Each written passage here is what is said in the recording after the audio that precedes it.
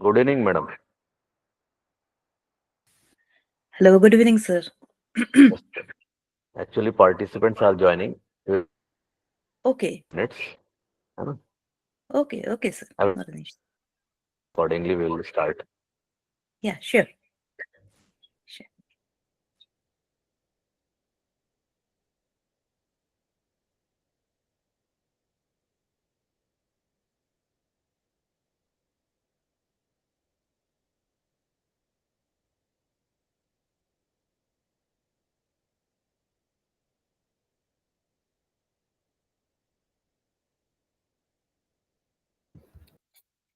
Sir, can you send this one, sir, presentations? Hello? Yes, sir. Yes, sir. We will definitely share the presentations. Okay. Don't worry. It will be shared on your mail ID. Okay, sir. Okay. Thank you.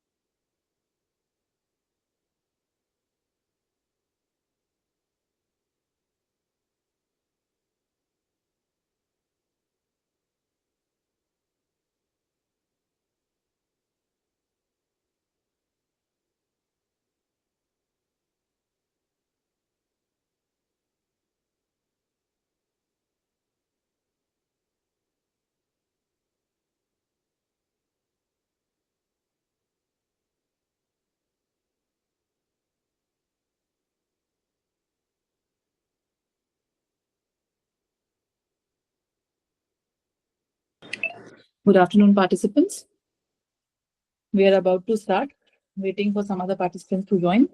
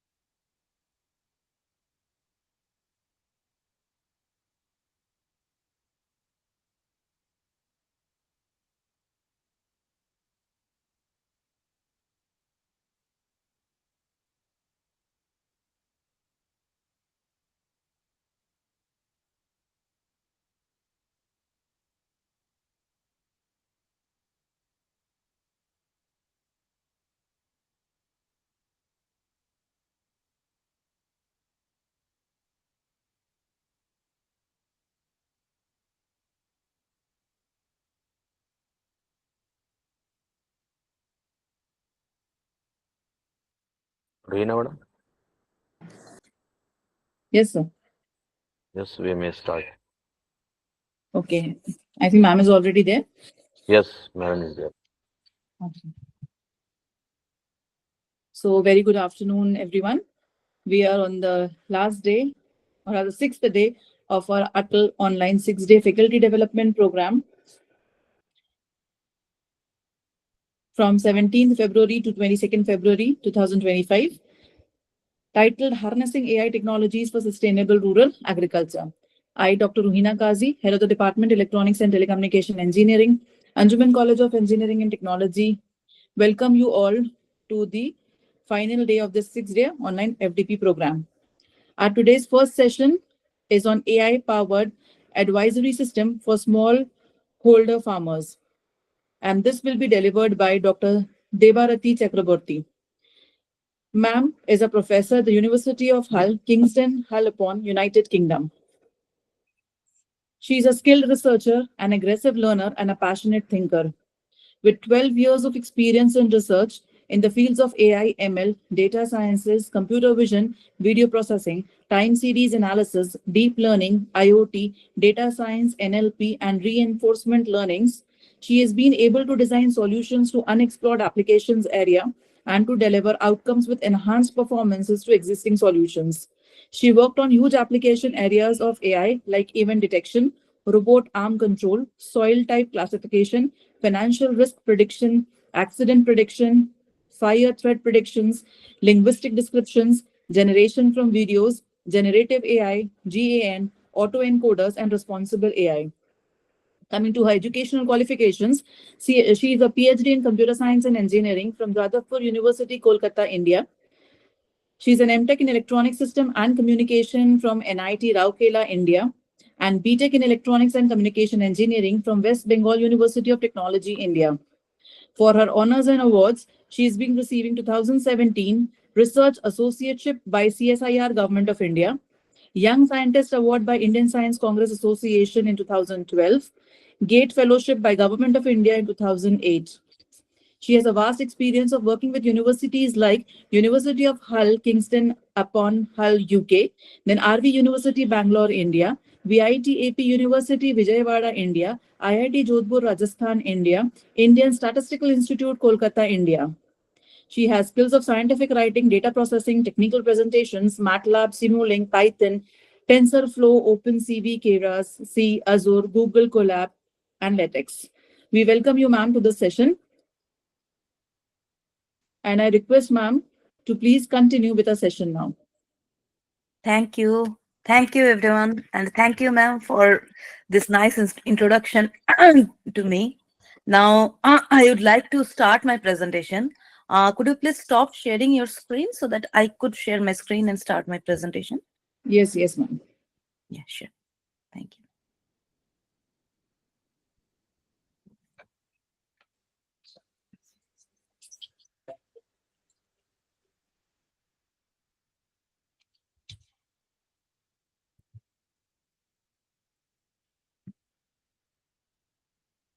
Is my screen visible to all of you? No, not now. It's not visible, ma'am. It's not visible? Now it is visible. Okay, We can thank see it. you. Yes. So you can see the presentation, right? Yes, ma'am. It's visible. Right. Yes. So good afternoon, everyone. I am Dr. Devarati Chakrabarti, and I have already been introduced by Madam. So let me start my presentation. Today, we are going to have a discussion on AI-driven advisory system for smallholder farmers. So I tried to make the presentation a bit graphical, and so that it should be graspable by everyone.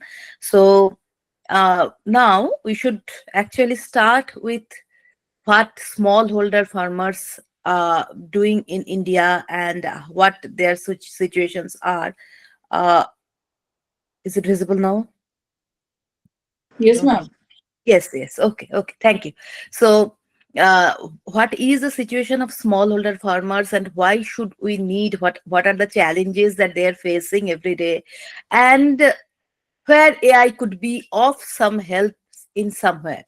So that is what the entire motto or entire objective of this presentation is.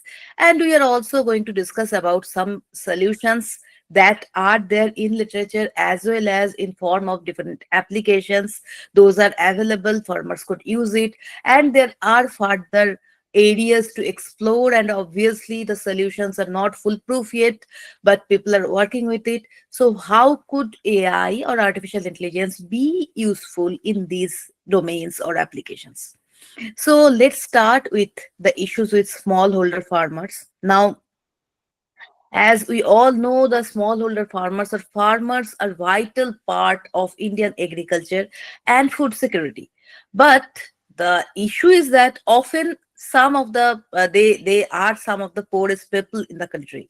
So they are very important to rural and national economics, and they contribute to food security and poverty reduction as well. Because if farmers are not there, we won't get our food from anywhere. So it is our duty to save our farmers, to give them provide them with a better life and better economic structure. So they can provide diverse and nutritious diets to local and urban markets. So these are the role of smallholder farmers, and they can never be ignored. They are a vital part of in our country, and as well as in the all over the world. So smallholder farmers, how what the challenges they are actually facing. So the challenges and issues are somehow mostly similar all over the world, although in India the scenarios might vary a bit, but it is mostly the same all over the world. Now, one major challenge is climate changes. So climate change adds to the other constraint and uncertainties for smallholder farmers.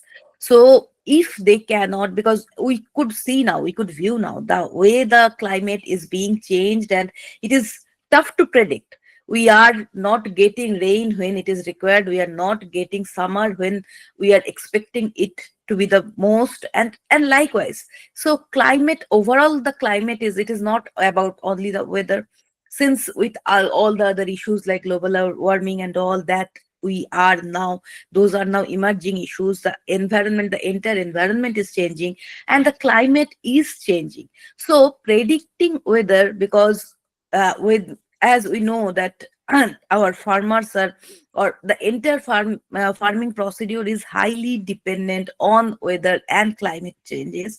So those, that is a, a major issue there. Second major issue is market access. What it is?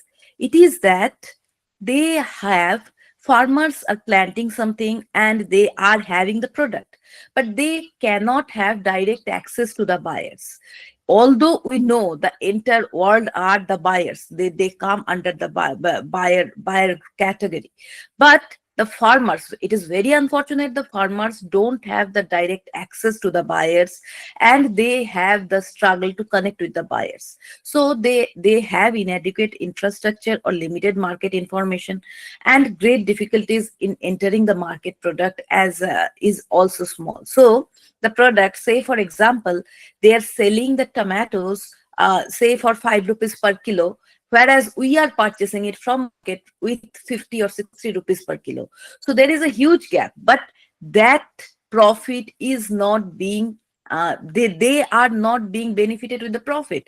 So they are the losers, as well as we the buyers, the end buyers are the losers.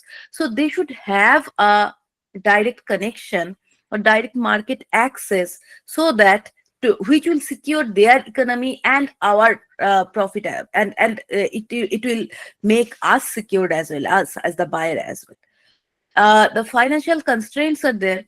It is often lack to access credit or land.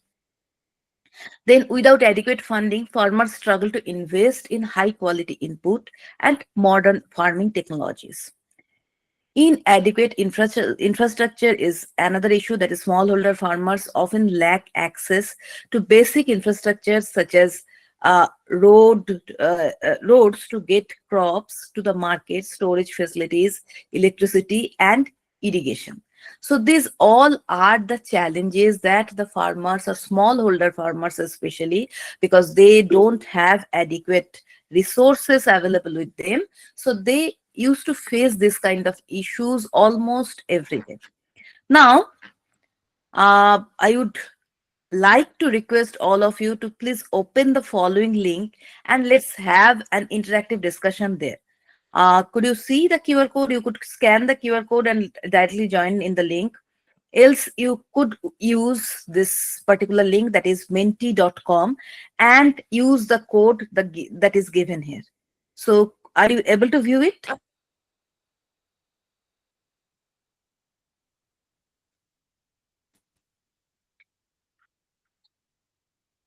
Let me know if you are not. So let me present this screen as well. And I would like to have your responses here. So here the interactive response that I am looking for, that could you please let me know what are the possible areas where you think AI could be implemented as a solution for smallholder farmers?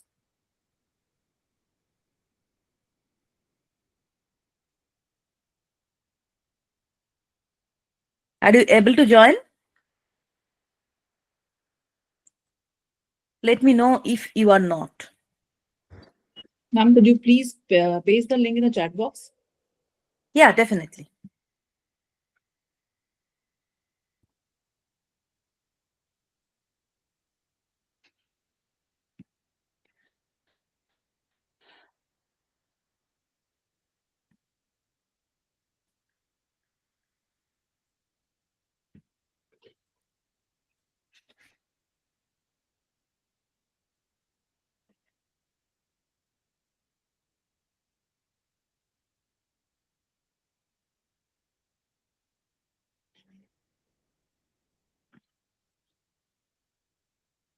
Are you able to now view?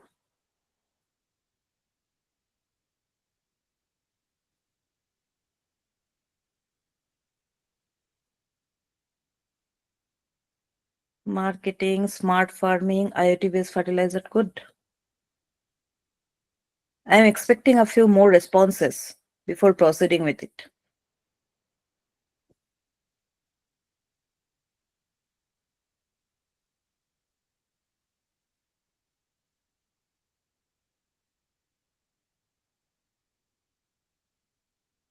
Okay, 4 responses so far. Crop improvement, that is another big issue. Good.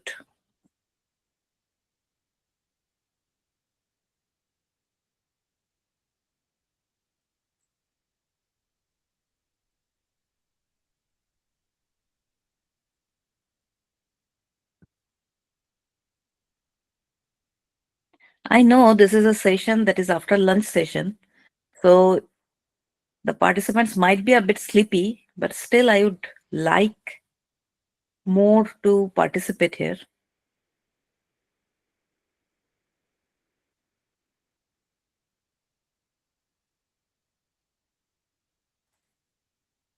Good. So what we could see here is that yes, you are actually giving very useful inputs, because right now there is not much research yet available on these particular domains like IoT based fertilizer or then other like irrigation and all. So we could definitely explore these areas in future. Now let's see what are actually what the experts think that areas to be explored. So definitely irrigation, weed production, water housing, pest protection, intelligent spraying, decision making, weather forecasting, harvesting, soil management, agriculture, supply chain, and there actually that the list could be never ending here. So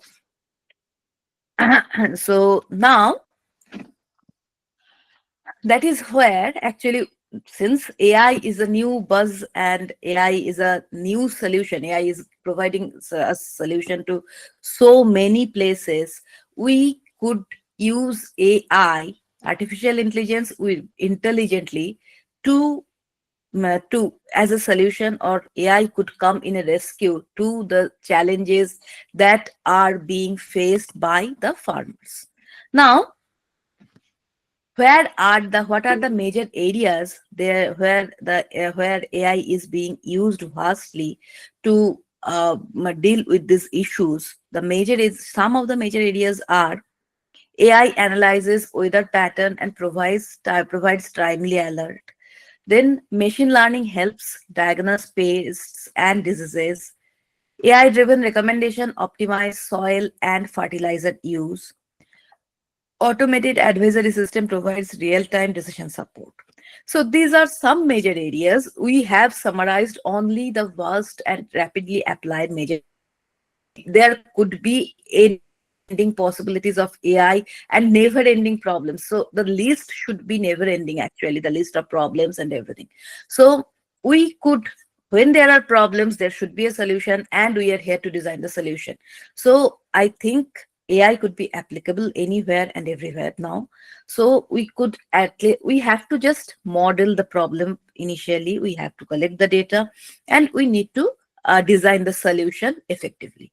That's all we need to do, actually.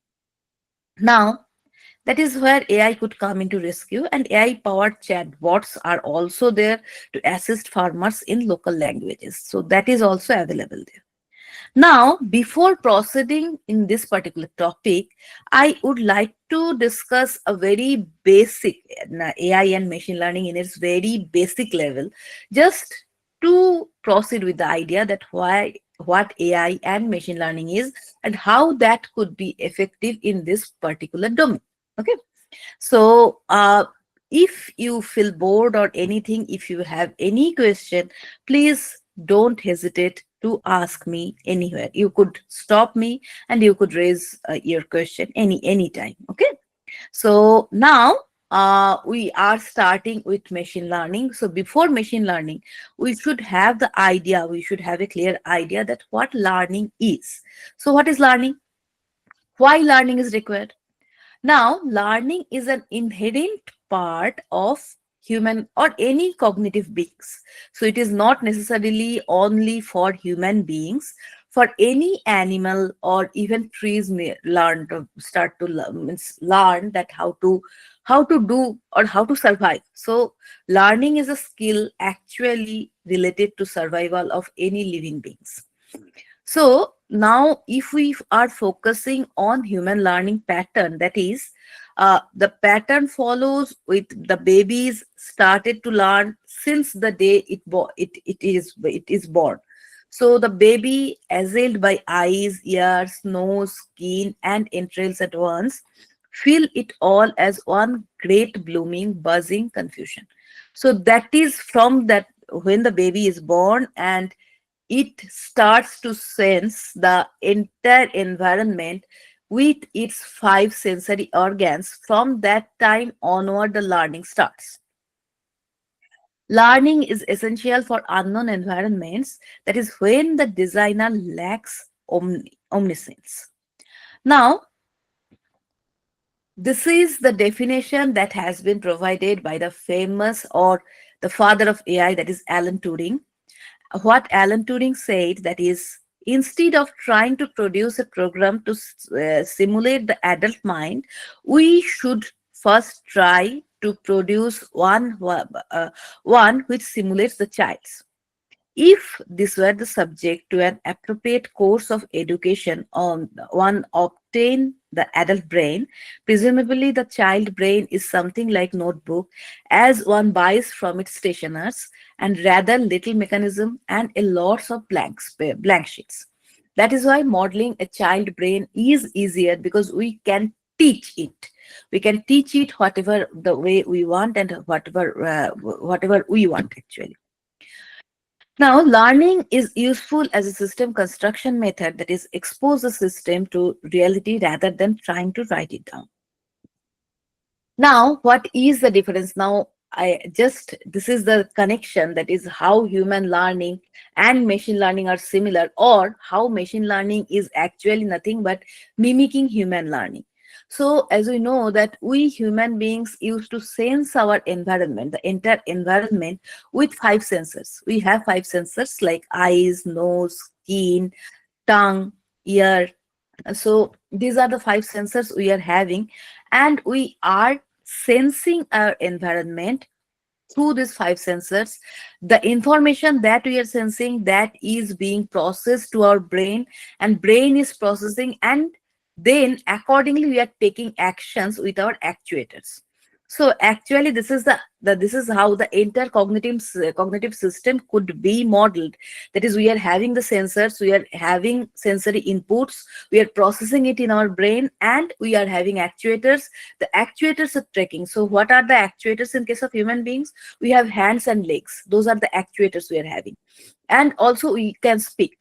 So these are the actuators, and with using these we could communicate, we could take some action in our environment. Okay, so say for example, now you are you are sitting in your room and the room is not cozy enough. So you might be feeling cold, you might be feeling hot there. So in case you are feeling cold, how you are realizing? It is your skin sensor that is making you, that is taking the information or gathering the information from your environment, and it is sending it to your brain. Now, your brain is the one who is making the decision whether you are feeling hot or cold or something else. So in case you're feeling cold, then your brain is passing the message, or your brain is taking the decision, you are now feeling cold, you should wear a jacket. Now, your actuators will act accordingly. You might be having a jacket just beside your hand, and you may pick it up with your hand and you will wear it. So that is how actually the information is being processed and your decision is being taken, and you are acting with your actuators. So the same thing is happening with machines as well. Machine is also being provided with different sensory organs, might not exactly be the same as human beings. It might be having many more capacities. Say, for example, it is not only dealing with, it might not only be dealing with your camera with RGB sensor just to sense visual inputs. It might be having other sensors with other spectrum ranges as well, which we human being lacks. So it might be having IR sensors, it might be having some other sensors as well.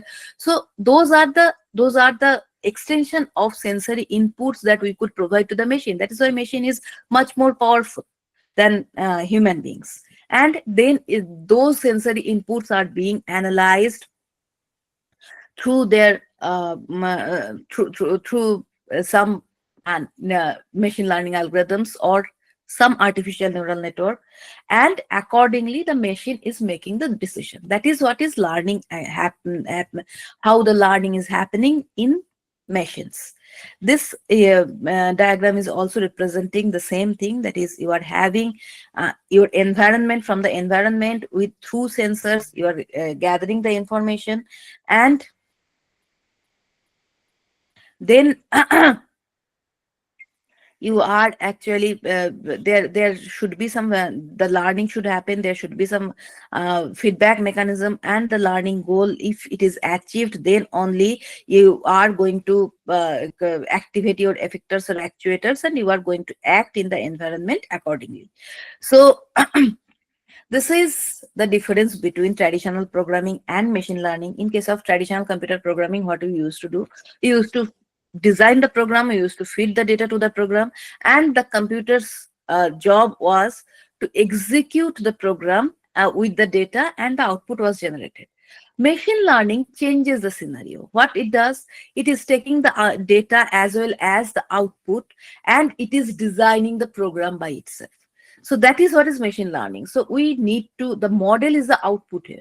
So once the model is ready, then we could feed other inputs and we could take the decision, and then the output will be generated. So that is what is about machine learning. Then, since we are discussing about AI, we should also have some idea on intelligence. And intelligence cannot be defined with a single word. So if we are creating a word cloud, that is how it looks like actually. It involves ideas, creativity, workflow, development, strategies, inspiration, goals, and there are so many things that is being covered in intelligence. So the ability to solve complex problems or make decisions with outcomes benefiting the actor, that is intelligence. That then it is, you are intelligent if you are able to do it. And ability to learn or understand or to deal with new or trying new situation, that is also a part of intelligence.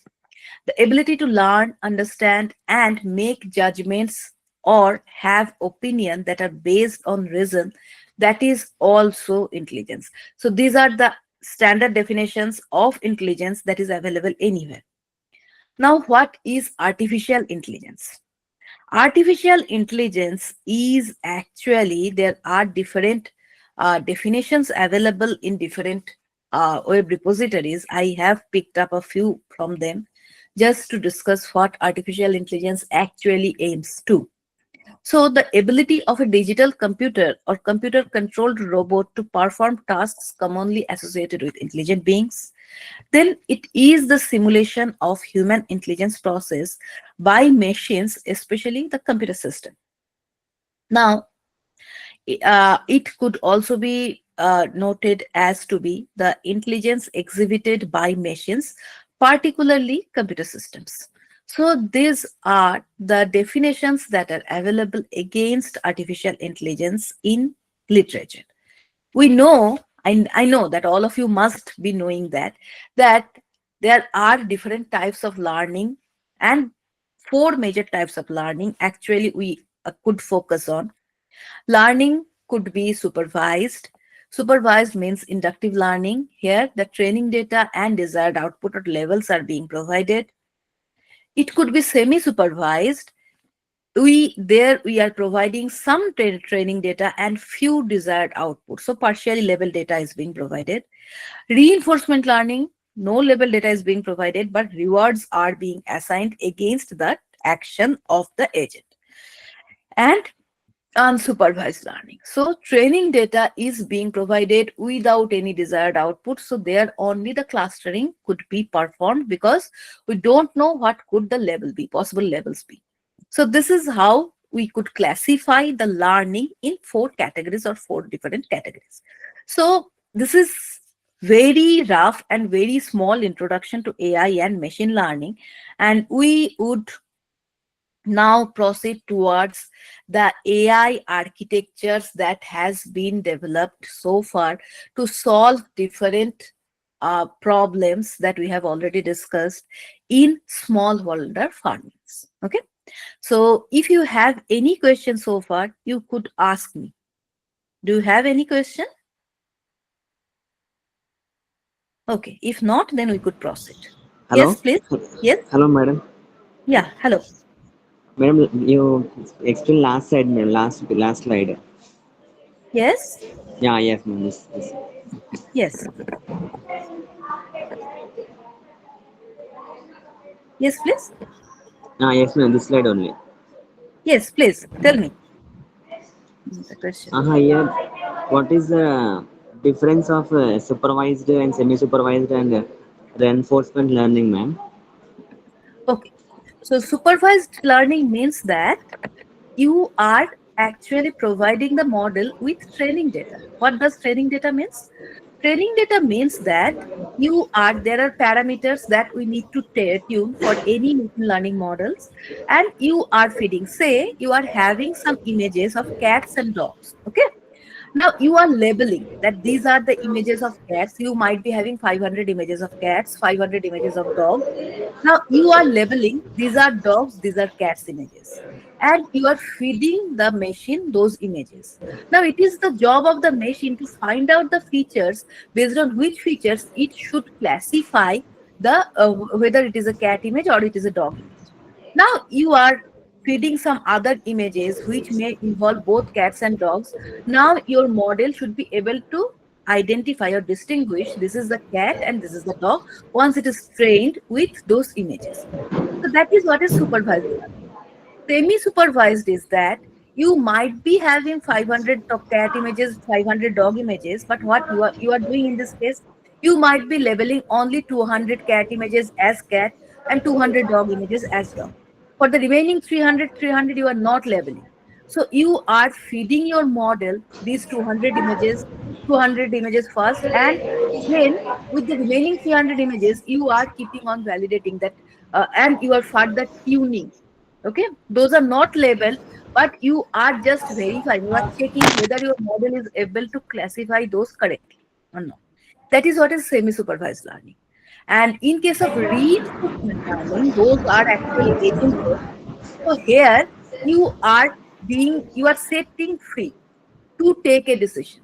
Okay, so those are mostly being used to control some robot movement or design some games where they are being set, the agent is being set in an environment to explore, and it is if they are taking the right action, say in case of some certain computer games. Okay, so it does not know where the reward is, but it is taking some action. It might be going right, left, up, down, or somewhere like that. So if it is able to reach to its particular goal, it will be given with a reward. If it fails or if it loses the game, it will be given with a negative reward. Now, accordingly, it is learning. So once Ma'am, it is taking the action, yes, hello? the participants are please requested to turn off their mics, please. it's creating a lot of disturbance. Thank you so Yes. much. Ma'am, please continue. Yes, yes, yes. So then that is what is actually, and if once it is losing the game, it is learning that it has taken a wrong path. So the action was wrong. That is how it is learning. Reinforcement learning is all about learning on the action. So the action it is taking, whether it is right or wrong, it does not have any idea. But based on the reward it is receiving, that is how it is gathering the idea that the action that it has taken was right or wrong, and accordingly it is modifying itself. So once it knows that if it is going up it will lose the game, it will then take another possible action that might be right or left or something like that. Okay, so this is how reinforcement learning works. And unsupervised learning is all about clustering. That is, you might be given with the images with cats and dogs, but nothing is labeled. Now it is the machine's duty to distinguish or create clusters with the images, but it does not have any labels. So it will not label it as to be cat or dog. It may label it as A, B or X, Y or anything, but it will distinguish and it will say that these are two different clusters. Now it is your job to label those clusters. Okay? Is it clear to you? Yeah, madam. Yes, madam. Okay, thank you. Thank So, you, madam. Okay. Anyone else, any question?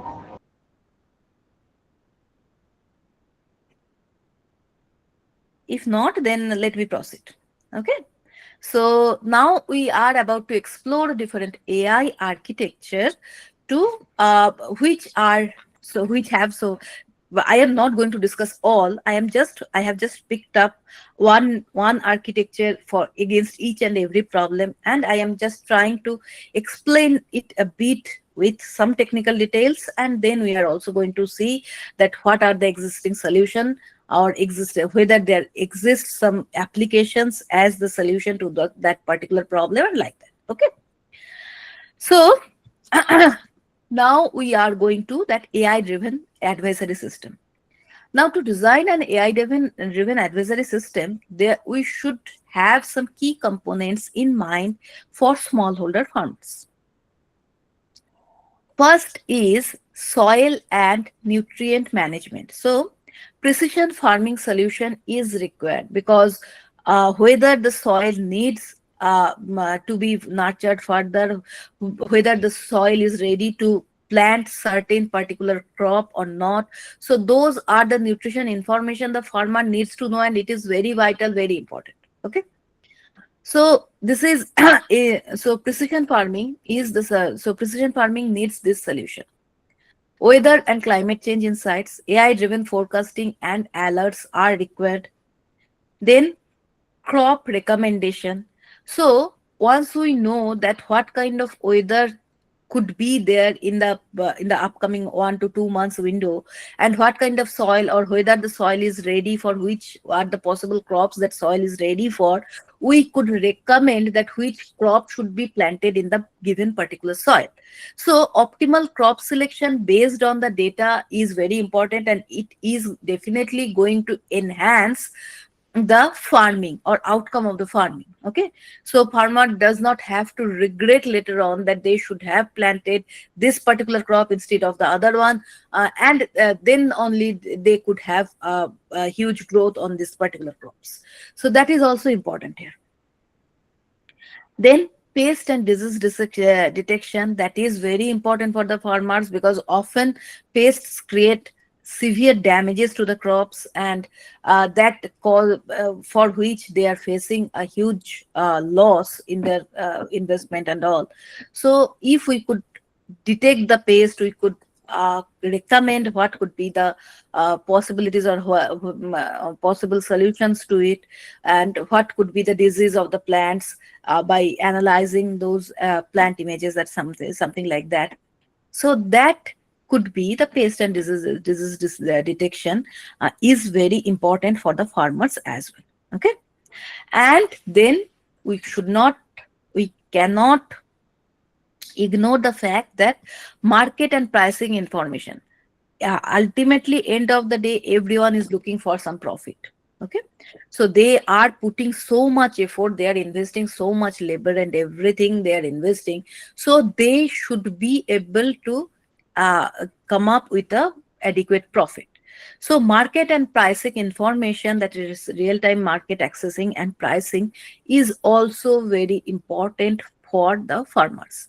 So these are the possible areas, and we are going to discuss some solution that is already existing there in literature as well as in form of different applications. So first first problem that we are going to discuss is soil type prediction with AI. Now, this is a work that has been done by us, that is me and some of my students have done it. So what we try to do here is that we try to create a network which could predict the soil type based on satellite images. So from the satellite images, we could create the data repository and we could then predict what kind of soil it is. So here what we have done, we have created our own data repository and we actually have done that. We have dealt with four different types of soils that is available there in India. So those are alluvial, black, red and yellow laterite soils. So these are the soils that we have focused on, and we have captured the satellite images because satellite images are available in terms of tiles. So we have captured the satellite images that were available there in this, as you could see that we have labeled that what are the areas or what are the blocks we have actually. These are the blocks from where we have captured different, we have collected the satellite images from ISRO database actually. And four primary soil types we have considered, that are namely alluvial, then black, desert and red, available in India, and has been considered for for our experimentation. Now what we have done, we have created a data repository with 1000 images, 250 from each soil type. Okay, and we have labeled them on hand, and we have created those folders we have with respective soil types and all. The images were captured by Landsat 8 satellite and downloaded from USGS Earth Explorer repository. Each image represent an area of 185 kilometer by 180 kilometer on land, and the result resolution of the image of size 7900 by 7900 pixels. So as we could see, these are the tiles, and these tiles are actually covering the land area of 185 kilometer by 180 kilometer. So this is, and this is valid for all the tiles that we are showing here. Now, this is a sample data. So this is how a satellite image looks like ideally. And this file name is here. Actually, these are denoting the latitude, longitude, the which satellite it has been captured with. So file name is also important here. Now, this is the metadata of this image, that is, this is captured by satellite, that is Landsat 8. Sensor is OLI or TIRS combined. Processing correcting level is L1TP. Path is 149. Row is 41. Acquisition date is 18/3/2020. Processing date is 26/3/2020. Collection number is 1. Collection category is in Tier 1. So that is what is actually, and this entire name, that is why file names are very important in case of satellite images. So this is how the sample data is looking like. And this sample data has been then processed with, so we have, as we have already mentioned, we have created the repository with different data from different soil type that is available there in India. And with this data set, we have trained our network. So there is a deep convolutional neural network that has been trained with this data set. And this is the architecture of our network. That is first one, ReLU is there, and then max pooling, then convolution 2, and then max pooling again, then convolution 3, max pooling again, and then ultimately there is the flattened layer and then fully connected layer. Ultimately, the classification on these 4 classes will be done. So this is the overall architecture that we have designed there just for this purpose, that is soil type prediction. And then this is how the data has been pre-processed. What is the pre-processing technique? Actually, we have, since we are focusing on the soil, so vegetation actually were creating confusion. Whenever there were vegetations in the image, it was creating some confusion regarding the soil type, regarding discussing the soil, determining the soil type. So we have removed the vegetation first. So this is the original image, and this is after removing the vegetation, and vegetation data has been removed. We performed image pre-processing step on raw image as to remove vegetation cover before feeding the data into the neural network. Now you could see that this is how it looks like after the vegetation. Now these are the experimental results that we are going to show here. That is, we have randomly separated the database into training, validation, and test with the ratio of 70:10:20, running the network for 15 epochs, and repeat the experimentation 5 times, each time separating the database randomly. So this is how we have conducted, and what we could see that with raw data, once we are employing the vegetation removed data, our accuracy has been improved with quite a lot. This is the variation and variation in accuracy and loss with epochs on vegetation removed data. And this is the confusion matrix, that is class-wise confusion. There are 4 classes that we have seen, and as we could see that we are able to achieving accuracy at least more than 68% in case of any kind of soil. So this is, our data repository is not too big. So if we increase the size of the data repository, the accuracy of the network will definitely be increased, but we were working on it, but right now that is not has been yet made. So this is what is the example work. An example work I have presented it as that how AI has been used here just to predict the soil type with satellite images. Now the advantage of this work was that we have used satellite images to predict the soil type, but so far mostly the work that is available or the solutions that are available here in literature, they are using some hands-on sensors. So this is one application available that is named as SoilCares. Okay, it is using AI to predict the soil type, but here what we could see, there is a sensor, and then then you could actually analyze the soil type with your mobile app, but the sensor needs to be placed on the soil, and it will gather the information, the molecular information on the soil, and it will be processed, and accordingly the solution will be provided. So unlike the work that I have presented here, that is our work with satellite images, that is soil type detection with satellite images, here they are actually using this particular sensor on the soil type, and they are gathering the information, they are gathering the molecular level information through the through this particular sensor, and then it is using AI as portable scanners, AI and portable scanners to analyze the soil composition in real time, and provides instant fertilizer and nutrition recommendation based on soil health, works offline, and is widely used in Africa and Asia. Okay. So that is how, but as you know that only one app cannot be a solution here, you need to have the sensor as well. But it is very effective. It has been proven to be very effective, this particular SoilCare app that has been developed by AgroCares. So then there comes the problem with weather prediction.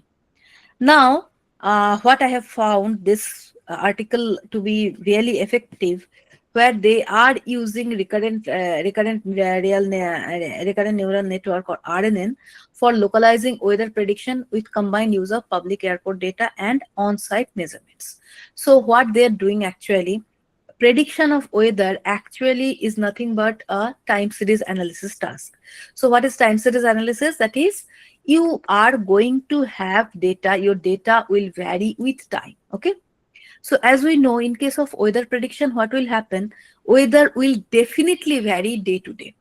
Or so we need to have periodic data, not period. Why I am using the terminology periodic? Because it is never necessary that we are going to have everyday data, but what we could have is that is, we could gather the data from, say, in every week, or after 3 days, or something like that, with certain frequency. So we could gather the weather parameters with that. And step one is data collection and pre-processing. As we could see that reference base is the weather report that has been collected from the local airport, because they are having very clear data repository. They are monitoring weather every time, every instance. So from them, they are collecting the some data, and also from local area, that is where the farmlands are available. They are also collecting from there. Okay, and on-site data, on-site measurement, and they are combining those with an RNN and LSTM. So here we could see that this is how this is a vanilla neural network that is being trained, model is being fed with, then LSTM comes into picture, and then GRE. Now then there should be the model selection and tuning process happen. So this is the model prediction, and this is the this is the model that we have designed, or this is how the model is looking like, and this is the actual or raw data. Then yes, please. Yes, please.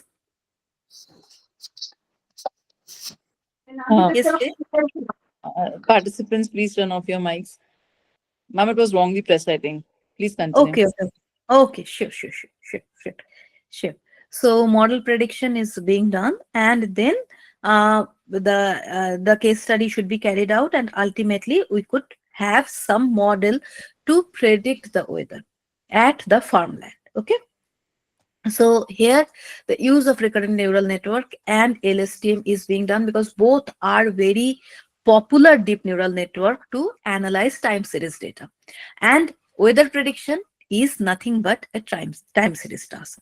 So this is how the weather prediction is being carried out. There is another article available which is very recently published in 2024 itself. And here this is the smart agriculture process that has been actually proposed. So what they are doing here, there is the database in the cloud, and there are in the cloud also RNN and LSTM model is available. So they are this is how the app has been designed actually. So this is the underlying architecture of this particular app. So what they are doing, they are collecting data that is from weather station and airflow and soil measurement. All this data has been collected with different sensors, and those are being processed there in the cloud, and according recommendation has been generated and fed to the farmer. So this is how they have designed the solution here. Okay, so that is a solution to the smart agriculture management system based on RNN and LSTM. So that is how so here this system is actually generating the recommendation. Now there is an example weather prediction app that is agriculture, that in agriculture, that is Agroli. So Agroli is a famous app, and what it is doing is that Agroli is a mobile app designed to provide smallholder farmers with AI driven weather forecasting, then crop recommendation and risk management. It integrates climate data, satellite imagery, and machine learning models to offer tailored advice based on specific geographical conditions and historical weather patterns. Let's have a look. What does Agroli do? So this is a commercial presentation that we could see here.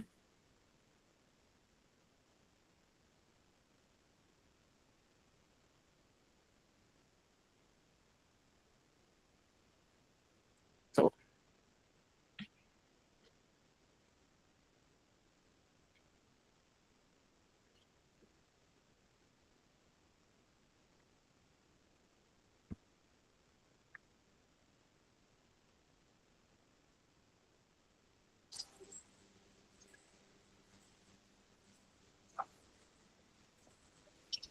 So what it is doing, it is bringing the technology for that one needs. It is being hugely used.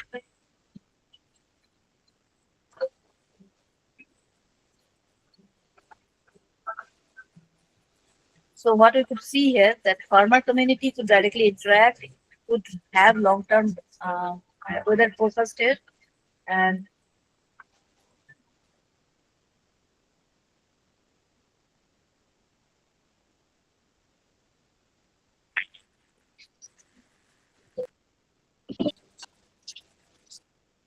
so this is how it looks like actually.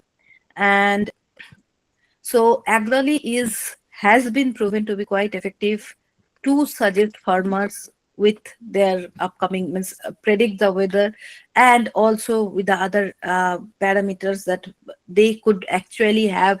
Farmers could directly inquire there, and farmer could place their direct inquiries in Agrally, and according suggestions could be produced to the farmers. Okay. So then there comes crop analysis with AI.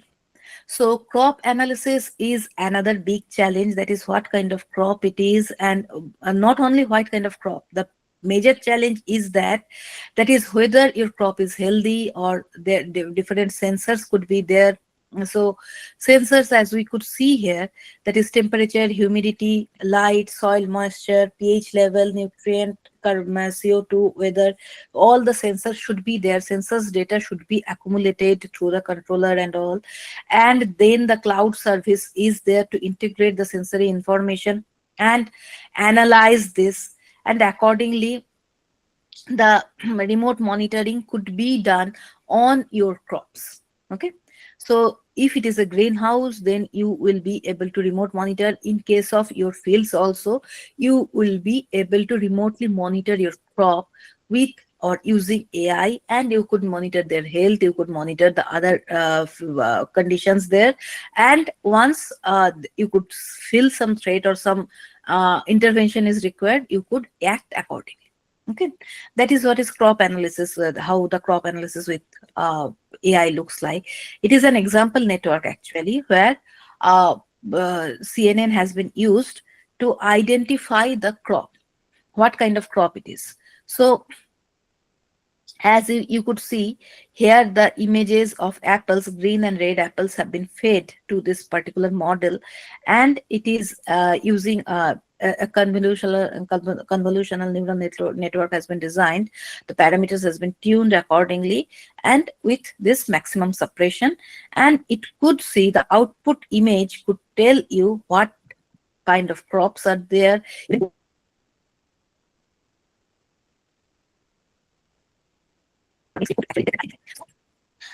This is the article from where I have gathered this information. So you could also have a look into these articles, and those are actually effective for this particular task. There is another application or solution available for this particular task, that is Plantix. Plantix uses AI and image recognition to identify the plant disease, pests, and nutrient deficiencies simply by analyzing photos taken by the farmers. That is a very big advantage of this particular application, that is Plantix. What it does is that here farmers could directly take the photos, upload that in this particular app, and accordingly the decision or suggestions could be generated. So it provides instant treatment recommendation and connects farmers with expert agronomic advice, improving crop health and yields. Plantix supports multiple language and enable peer-to-peer learning, allowing farmers to share insights and solutions. So let's have a look what Plantix could do.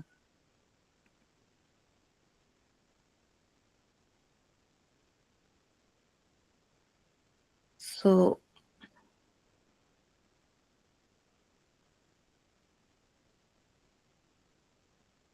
Plantix actually does have several features. So Plantix. Plantix is a plant care app. With this app, your productivity level and quality as a planter will double. This app is great for identifying diseases in certain crops and helps you to treat those diseases. This feature alone is enough, but there's more. You will also learn about the particular pest that targets certain plants. All you have to do is take a photo of the sick crop. However, the app only identifies the disease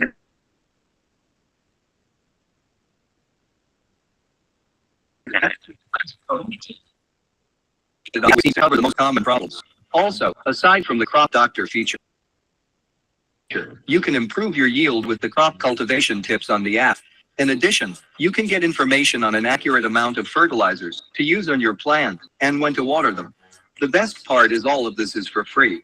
No subscription or in-app payment is required.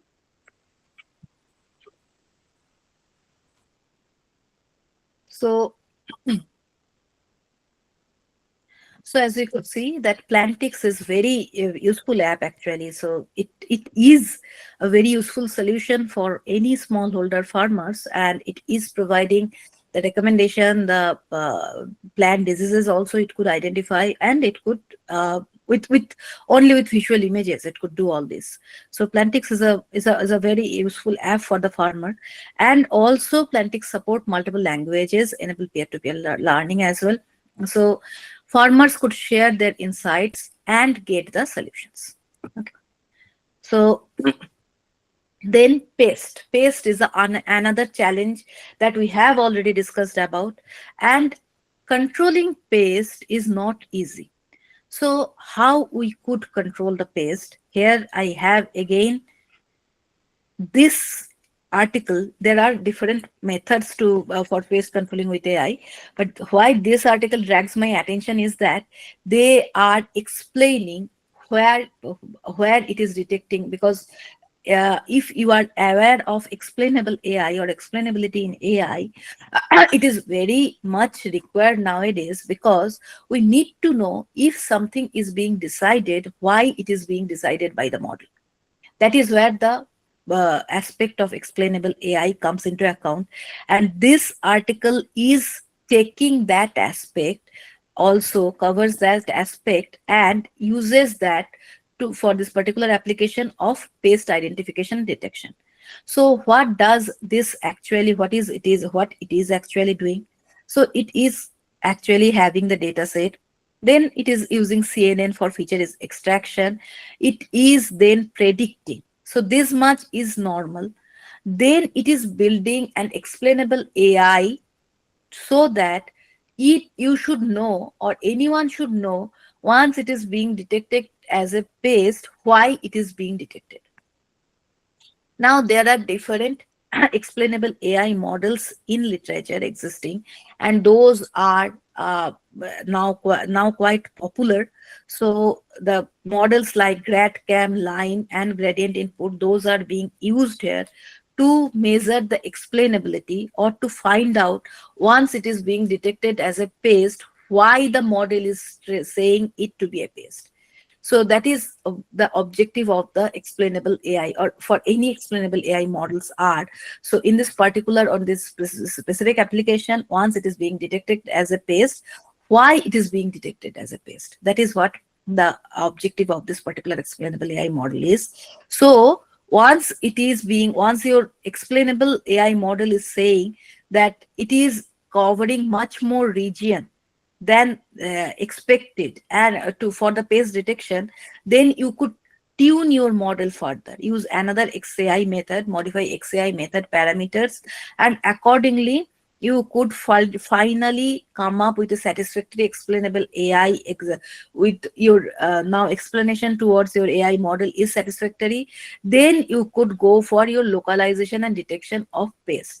Now this pest detection method is much more reliable, because you are adding an explanation with it, you are adding a proper explanation with it, and until and unless that proper explanation is being found, you are tuning your model. That is why this particular model has drawn my attention here among several other existing models as well. And you could definitely have a look. It has been published in 2022. So you could definitely have a look into this model as well. And I think you will be interested in this model. So this is how they have developed that model. And accordingly, the pest identification is being done in this with AI. Okay. Now, Agrio is another application which has been proven to be very effective to for pest control. So it is using AI, computer vision, to identify plant disease, pests, and nutrition. It is somehow similar to plant techs, but Agrio is more effective in terms of pest analysis. Now, provides integrated pest management protocols, offers access to satellite imagery as well. We could definitely have a look to it as well. So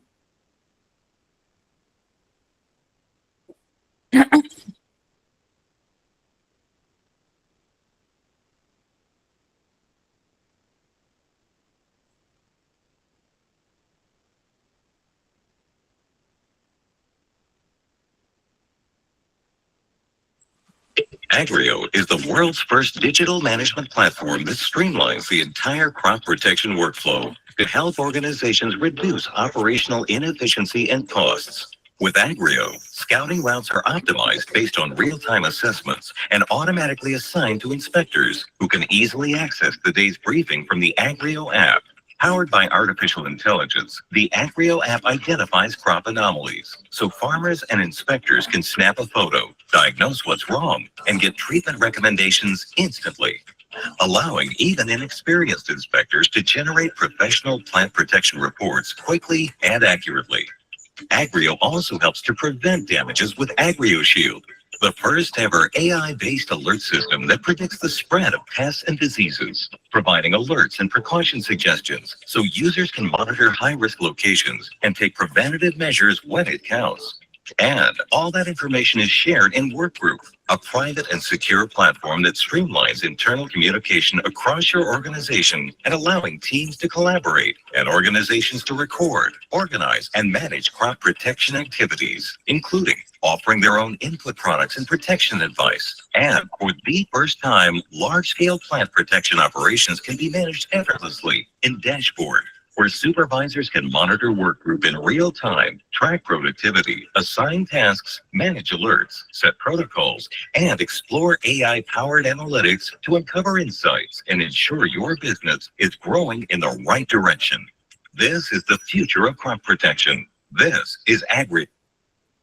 So these are the things, these are some solutions, very effective solutions that we could use here. Then there comes this problem with price forecasting with AI. We have discussed here that example architecture, that is Kidman TDAN. It is actually, it has been published in Nature Scientific Reports actually, and in very recently 2024 itself. And what it is doing, again, price forecasting is a time series analysis task, because it is having a high non-linear nature. You cannot predict price very, it depends on so many other parameters.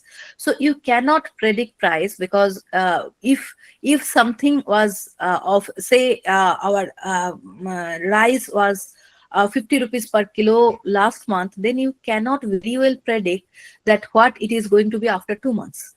So that is where, because it depends on so many factors. It depends on the amount of production, it depends on the environment, it depends on the carriage cost and everything. So many different parameters are there. So that is why price prediction, actually the model that they have designed, why I liked it is because they are using the time series data here itself, but what they're doing, they are adding some Gaussian distribution to every time series data. So the time series data are being added with some Gaussian noise, with unit variant, with that white Gaussian noise, and then they are feeding it to different models with and they are also adding some time delay in it. So time delay neural network is being used here actually, and completely ensembled empirical model decomposition with adaptive noise, that is adaptive noise that I have already mentioned, and time delay neural network is being used here. So initially they are feeding the signal, and then they are adding the time delay, and they are then using the prediction. final prediction, the final predicted series is being, so it is being first predicted out in different segments with different time instances, then they are merging the results and final prediction series is being generated. So this is how they are using AI for price forecasting, and that is why I have picked this paper or picked this article to discuss. You could definitely have a detailed view. The link is already shared there, so you could definitely have a detailed view in this particular work. But this work seems to be very interesting to me, given the other works. So this is one of this, and this app, that is Crops Profit, is also known to be a popular one to predict the market. So it personalized crop marketing plans, live market prices, sense of security, and powerful team functionality. So team functionality is a major feature here. So what it is doing here is that is you could discuss with, you could collaborate with other farmers, you could collaborate with other agents, so that you could actually have a smooth transition from the field to the market to the buyers, and you could assure the maximized profit against your crops or against your effort that you are putting to generate those crops. So this is how actually this particular app is working. And now we could have a look here as well. Now let's explore something else as well. Please go to the same link again. And we are about to discuss something else this time. So this is the slide that I am supposed to present.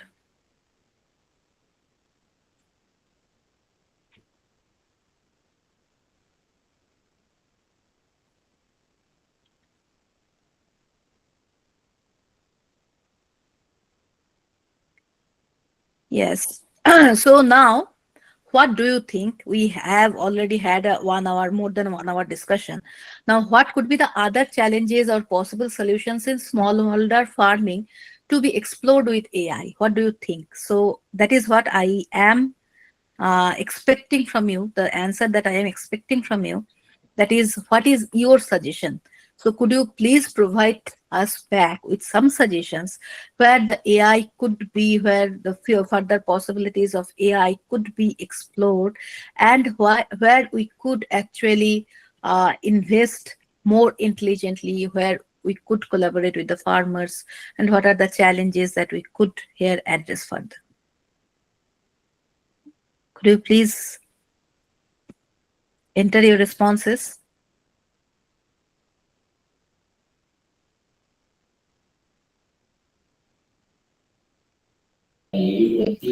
Ma'am, good afternoon. Yes, please. Instead of entering, can I say something, ma'am? Yeah, sure. Okay. Ma'am, actually, we are working right now related to AI agriculture. Okay, ma'am. Yes. Thank you very much. This is really very nice presentation.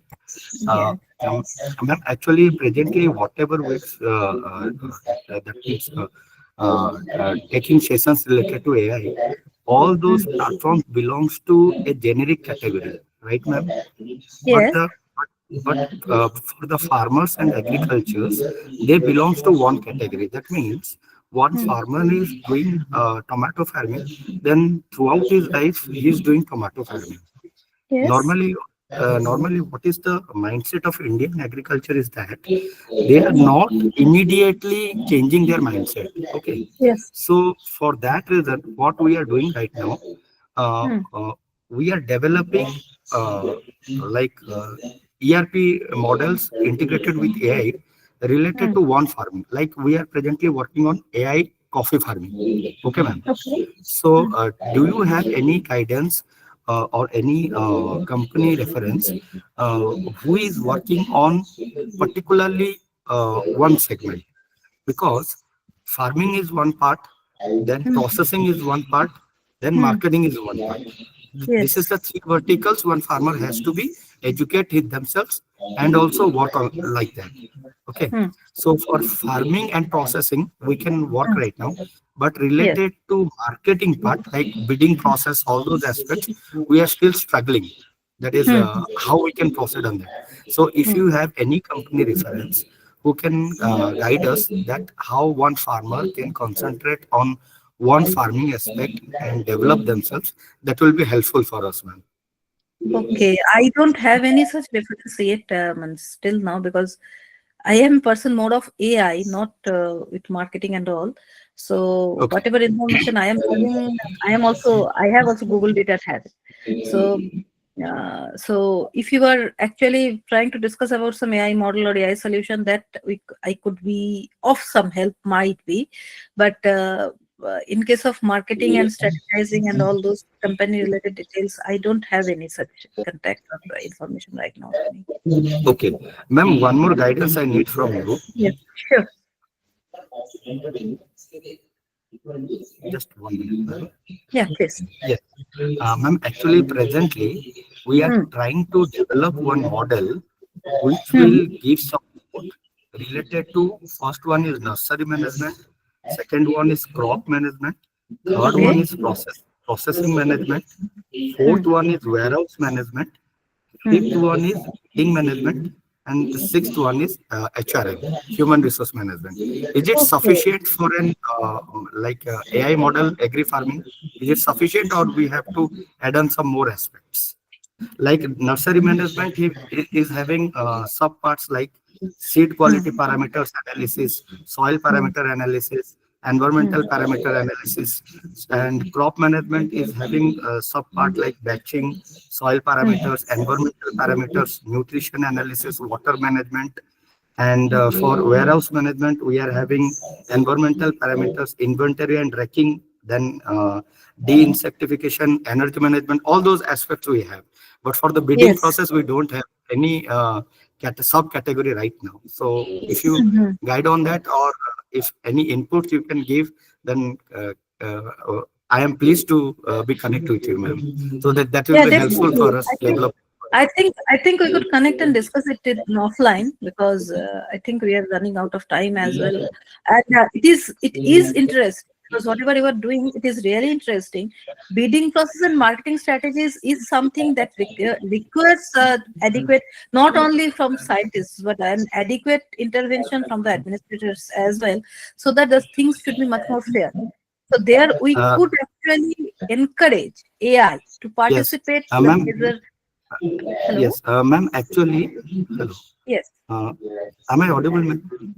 Yes, please. Yes, please. Yes, ma'am. Actually, while we are discussing with farmers and also Hmm. with the government personnels, they told us Hmm. that we have e-com platforms, but for the farming projects, we need at least bidding process, because that is Hmm. the only government policy they can intervene into. So, Yes. just like e-com platforms, we can't sell because we have to address the subject like vegetable heart or mandi or government building platforms. So for that reason, still we are confused on that. Rest of the part, yes, no doubt we address all those aspects. But for this process, we are a little bit confused till now. How we can Yes. proceed for that? No, actually, what is happening, we could follow the global scenarios as well, because there are certain rules and regulations and certain e-com platforms are already being used in some countries in Africa and also in South America. Also, I have seen a few solutions available there. So if we are ready to organize the things in such a manner, because I am not very much sure the scenario in India right now, but what they are doing is that they are trying to make the process as much fair as possible. So that is what they are doing. So if we could make the process very fair, and we don't have, because it is a problem everywhere that the middle ones who are working, they try to make the things a bit more unfair so that they could have the maximum gain, because they are capturing the game most of the time, most of the game. So they won't be very much willing to make the process too fair. But we need to implement, we need to enforce the fairness here, and their AI could be of help, because AI is now very much focused on fairness and on explainable. That is what I was telling, that explainability is a huge aspect here. So explainable means when we are bidding, why we are bidding, and what we are bidding. Those information could be combined in a model as well. So that is how we could think of a solution. That is what my perspective is, although I'm not a person from marketing, or I should not comment many things from my perspective. But what I could feel that we could integrate the things. But we could integrate their thoughts, and we could integrate that the inputs of why it is happening, and why, if you are bidding something for 50 rupees per kilo, why you are thinking so. So that why part should be added everywhere, and that could be added with AI as well. So that explanation could be added. That could be generated. Yes, ma'am. Actually, for this, we have a solution, ma'am. What we added that we are reflecting the process, and also we reflecting the quality certificates to our products, so that buyer can verify that through QR code, and they will get assured that what they are buying, that is full of quality things. And ma'am, another thing is that we are not getting any platform where we can improve the product on quality basis. Like if European norm is to classify some points, then how we can input that to our farm, so that they can produce their product and make that eligible for the export eligibility criteria. So for that aspect also, we are not getting so much of information from internet itself. So can you guide on that? Do you have any reference? No, I don't have any reference, because I'm not a person from marketing, so I am not supposed to be disclosed with these references. But you could definitely contact. You could contact the personals from according representative actually. And I think in these countries also they have fair guidelines. So they could share. That might be confidential. You have to explain that why do you need and what is your plan, and they will definitely share it with you. Okay. So that is what I am thinking. Okay. Okay, Okay. ma'am. Thank you, ma'am. Thank you. Thank you. Nice for your means good that you have interacted. And what we could see here, that yes, what could be the other possible challenges? Lack of knowledge, poor condition. Many farmers may not be ready to change from their. Yes, that is what you have actually pointed out. That is good. So cost may be a problem, and fear of data privacy. That is also another challenge. And data privacy is an aspect that we should address. We should incorporate AI here with data security and data management, because data privacy is an issue everywhere. Weed management, storage, and handling from products. So thank you for all your feedbacks, and we should move towards that future scope and conclusion. So AI-driven advisory system can revolutionize smallholder farmings, and investment in training and infrastructure is essential. Future trends: AI-powered drones, blockchains for supply chains, then collaboration between government, tech firms, and farmers is a key. And this is the contact information. You could, if you are willing to collaborate with me, or if you want to contact me, these are my contact information. You could drop me a message, or you could connect me through LinkedIn or email, any of the mode. So, and thank you all for listening. If you have any other question, any further question, please let me know. Thank you, everyone. So let me stop sharing the stop presentation. And now we could have a discussion if you would like to. Please, participants, questions if any.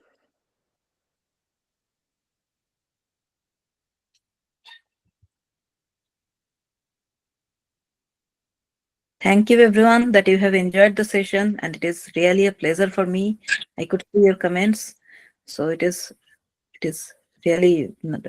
I feel great actually that you have enjoyed the session. So, if you have any, thank you so much, ma'am. Yes. Thank you, ma'am. Thank you so much. Just a minute, ma'am.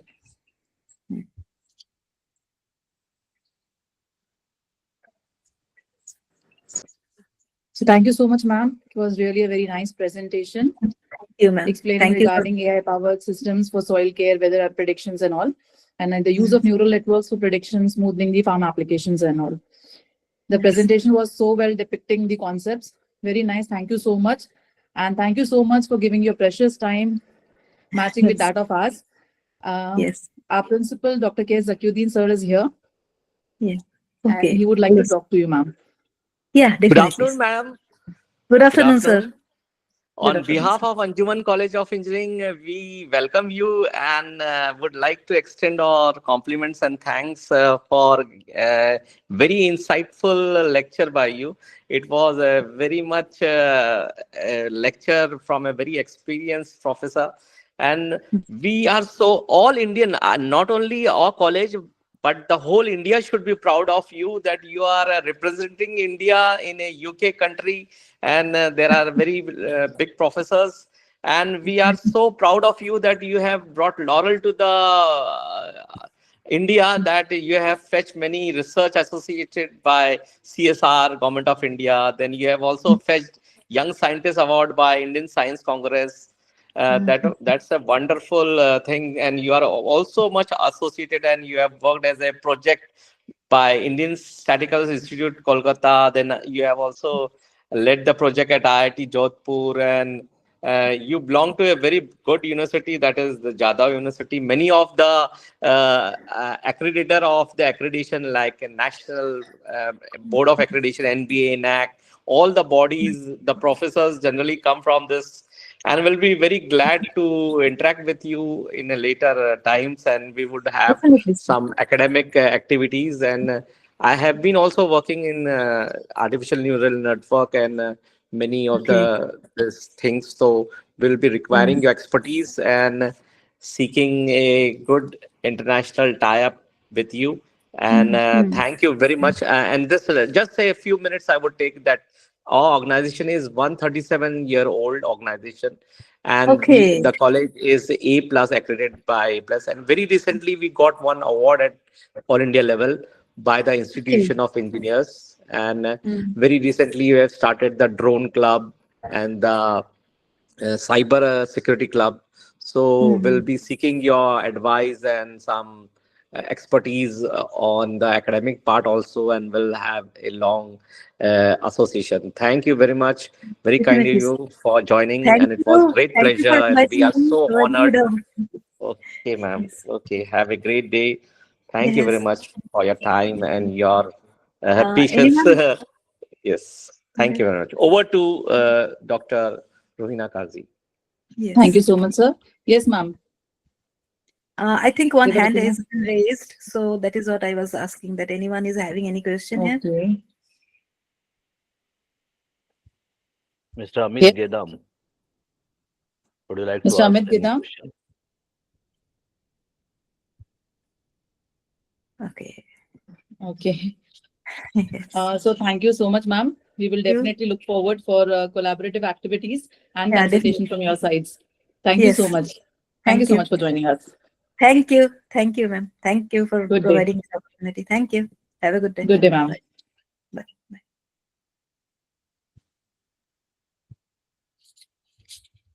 Madam Rizwan sir is there. Yes, yes, sir. He did. Yeah. Hmm. As our next guest has already joined, so we'll be moving forward. The next session for today is on AI-driven agricultural cooperative and collective farming, and this will be delivered by Dr. Rizwan Ahmed. He's the Chief Technology Officer, Delaplex UK. Dr. Rizwan brings over 22 years of professional experience as a dynamic global technology executive known for innovation and hands-on leadership in various roles as entrepreneur, innovative, hands-on technology executive, digital product engineering specialist, technology evangelist, and startup advisor. He has experience working with multiple Fortune 100, 1 to 1,000 enterprises, MSME, and cutting-edge technology startups from across the globe in variety of industries like fintech, retail, healthcare, broadcast, supply chain, hospitality, edtech, energy, transportation, etc. He has been involved in various social activities in the areas of education, health, community upliftment, social justice, and social entrepreneurship. He volunteers for Nagpur First Foundation as well. Dr. Rizwan's contribution have garnered his recognition with 25 plus global technology awards, highlighting his significant impact in the field. Dr. Rizwan has been awarded as IT Technology Hero Award 2008 by Microsoft. He's been awarded as Marquis Who's Who in the World 2016, considering his contribution and achievements so far. He's also awarded as Next 100 Future CIO 2017 Award, Most Innovative 100 CIO CTOs of India 2018, CTO of the Year 2019, CIO of the Year 2019, Smart Innovator Award 2019, Legendary Super CTO Award 2020, Superhero 2020, Digital Transformation Leader 2020, Cyber Sentinel Award 2020, Technology Leaders Award 2021 for Artificial Intelligence and Machine Learning, InfoSec Maestros Award 2021, Insights CXO Awards 2021 for Data Domains, Cyber Sentiments Award 2021, Dynamic CISO Visionary CISO Award 2022, DC Championship Award 2022, Cyber Sentinel Award 2022, Top 100 CIO Awards 2022, 7th Innovative CIO Awards and Symposium. So Dr. Rizwan also works as an independent consultant for cybersecurity and digital and mobile forensic investigator for various private, government and law enforcement agencies in India and abroad. He's a regular visitor as speaker at many national and international conferences, events and panel discussions in India and abroad, and has delivered more than 450 plus talks so far, reaching more than 3 lakh people worldwide. That was a very brief introduction to Dr. Rizwan Ahmed. So we welcome you, sir, to this FDP program. And I now request you to kindly continue with your session.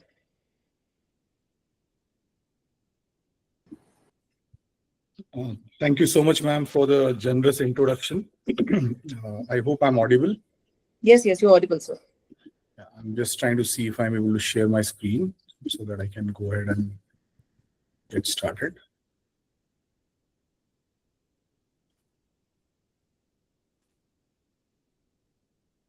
Okay.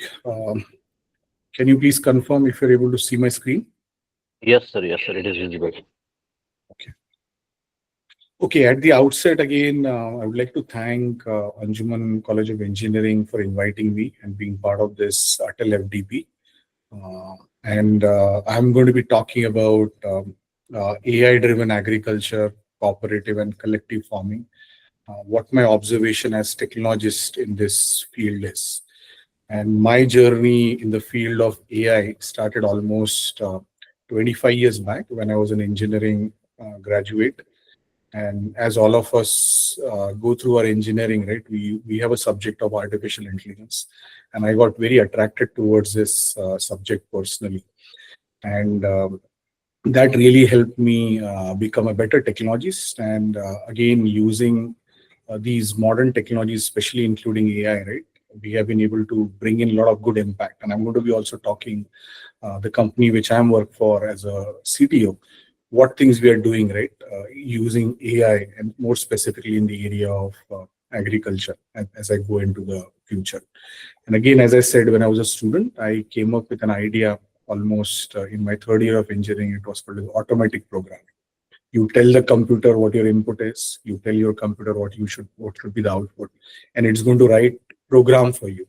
And there's something which was maybe way ahead of time. We had a lot of limitations, but now what I'm seeing as a CTO these days is everything what we do, right, is basically completely automated, and AI is behind that, and we are seeing that everywhere. And that's a testament. Some of us, we already know we are through 4th industrial revolution now. In the 1st industrial revolution, we got free from animal power. We had machines which were basically helping us, right, to go from one place to the other place, which was earlier driven by animals. In 2nd industrial revolution, we basically got mass manufacturing made possible. And that brought in a lot of sea change, right, in some developed countries, right, which are developed right. 3rd industrial revolution, which really benefited countries like India, along with many countries in the world, which was around digital concepts, especially around internet and use of digital devices like computers, mobile phones, and that brought in, right, a sea change, right, what we see across the globe. And that's where India became the IT superpower, or maybe IT back office of the world. And that's where even I started my journey, right, as part of the third industrial revolution. But this fourth industrial revolution is fundamentally completely different. And if you don't know already about what it entails, I highly recommend you reading this book from Professor Klaus Schwab. He's from World Economic Forum, and he has talked about two basic themes of fourth industrial revolution.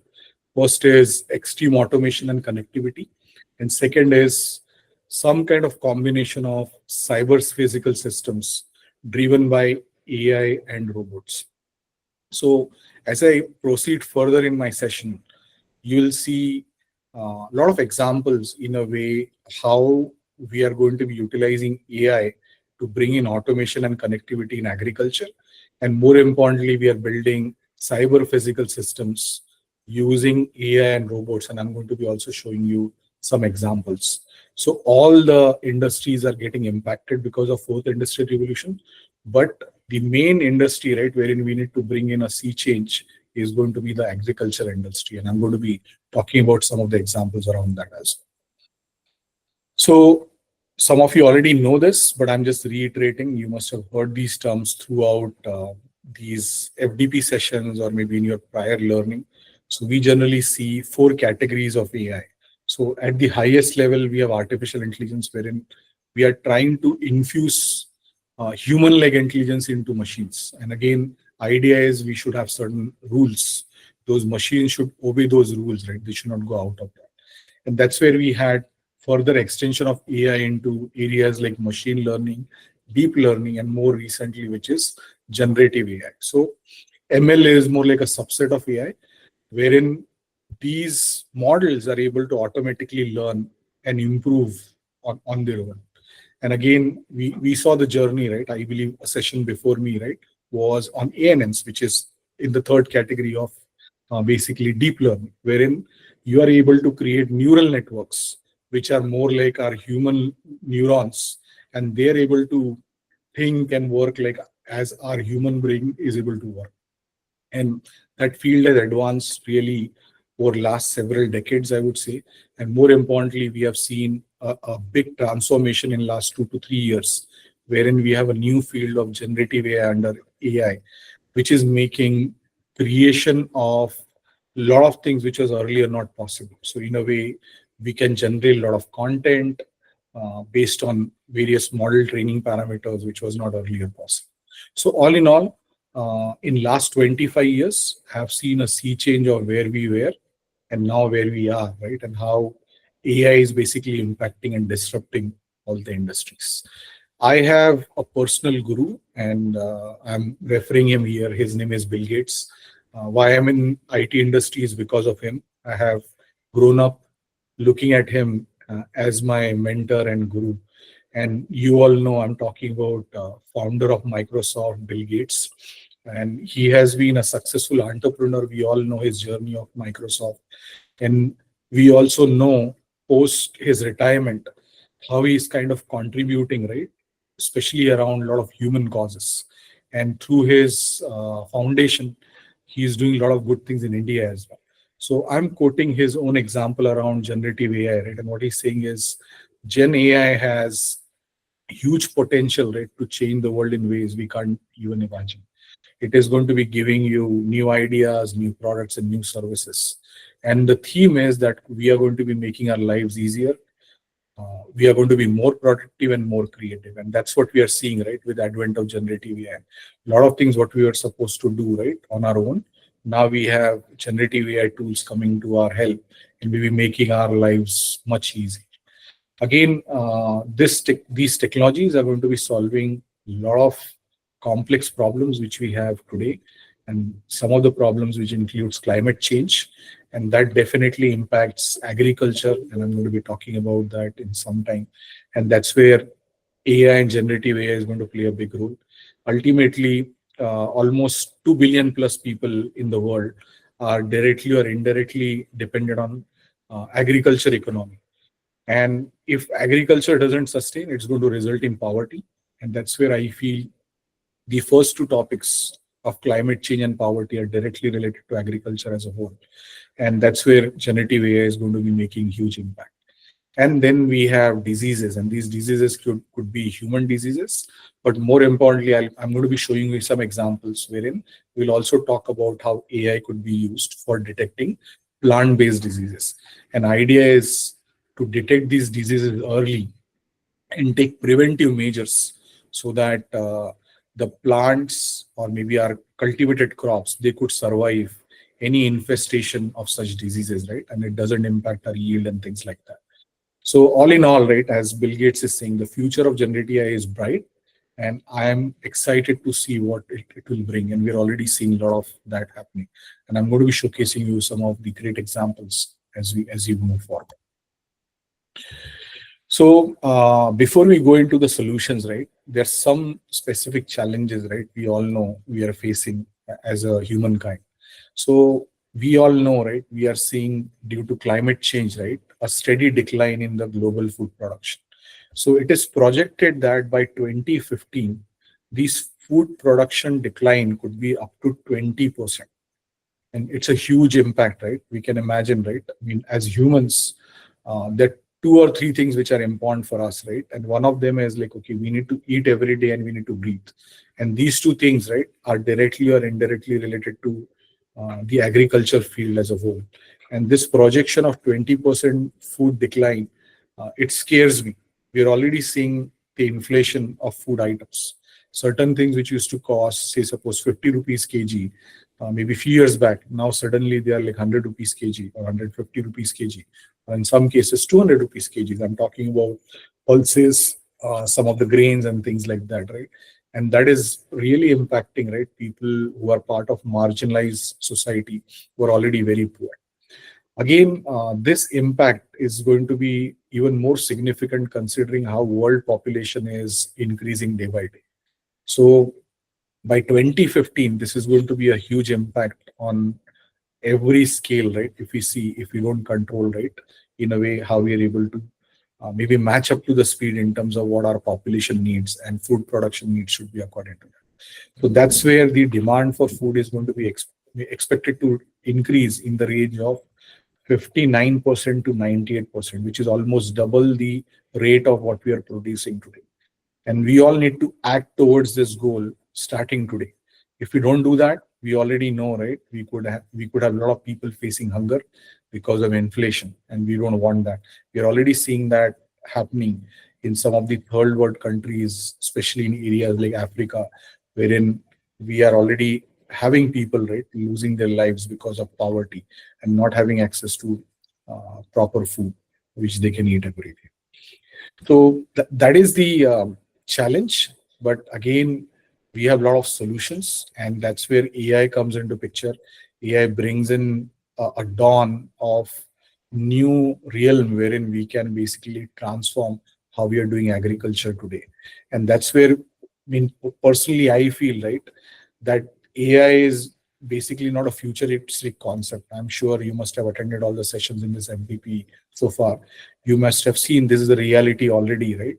By utilizing many revolutionizing solutions, our farmers could do precision farming, intelligent farming, right? And maybe make sure, right, they are following these best practices, utilizing emerging technologies like AI, so that we are able to do the cultivation properly, utilize the right data, right, in a way that, okay, we could basically get more yield, right, out of the same crop land which is available to us. And that's where we have many AI-powered solutions which come into picture. Some of them include solutions like crop monitoring, right? So I'm sure some of the earlier sessions and the speakers might have talked about it. I'm going to be showing you some more examples of these, right, in my session, wherein with the help of modern computer vision and imaging technologies involving satellite imaging as well as drones, I can basically do a lot of crop monitoring. More importantly, I could make use of IoT sensors, which are more intelligent in nature, right, which are going to help me do smart farming.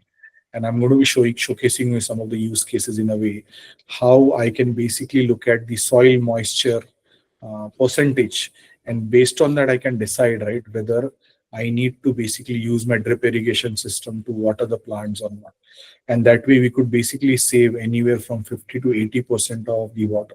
And we know water is very scarce these days. At times, some of these people, especially these farmers, they are procuring water by tankers and they need to pay that amount, right, per tanker so that they can cultivate the items as part of their farm. And that's where we are seeing integrated use of technology, wherein this is going to be helping our farmers utilize the agricultural data, all the ecosystem which has been created, right, in a way wherein all these earlier siloed system is able to talk to each other now, wherein we know, right, what could be a future demand for a certain produce. And based on that, the farmers could basically decide in cooperative farming what particular type of food item they should be taking as a crop so that they make the most profits, unlike maybe having a crop which is overproduced, right, and there is over supply and the prices go down. And the opposite of that is there is more demand and less supply, right, the prices go up and you still are left out because you have not basically cultivated the right product. And that is what is basically being solved using AI, power of data which is being collected, right, at across the country level, at times at the global level, so that we can make more informed decision as farmers. So that's where we have enhanced decision making, wherein we can do real-time data analysis, right? And this data could be your weather patterns, maybe your crop data which is collected across the globe, right? And based on all these data points coming together, right, we can make more enhanced decisions. And again, these decisions could be made by the farmer at the farm level. And maybe some of the decisions could be made by at the group level if you are bringing in your resources together, right, and doing cooperative farming.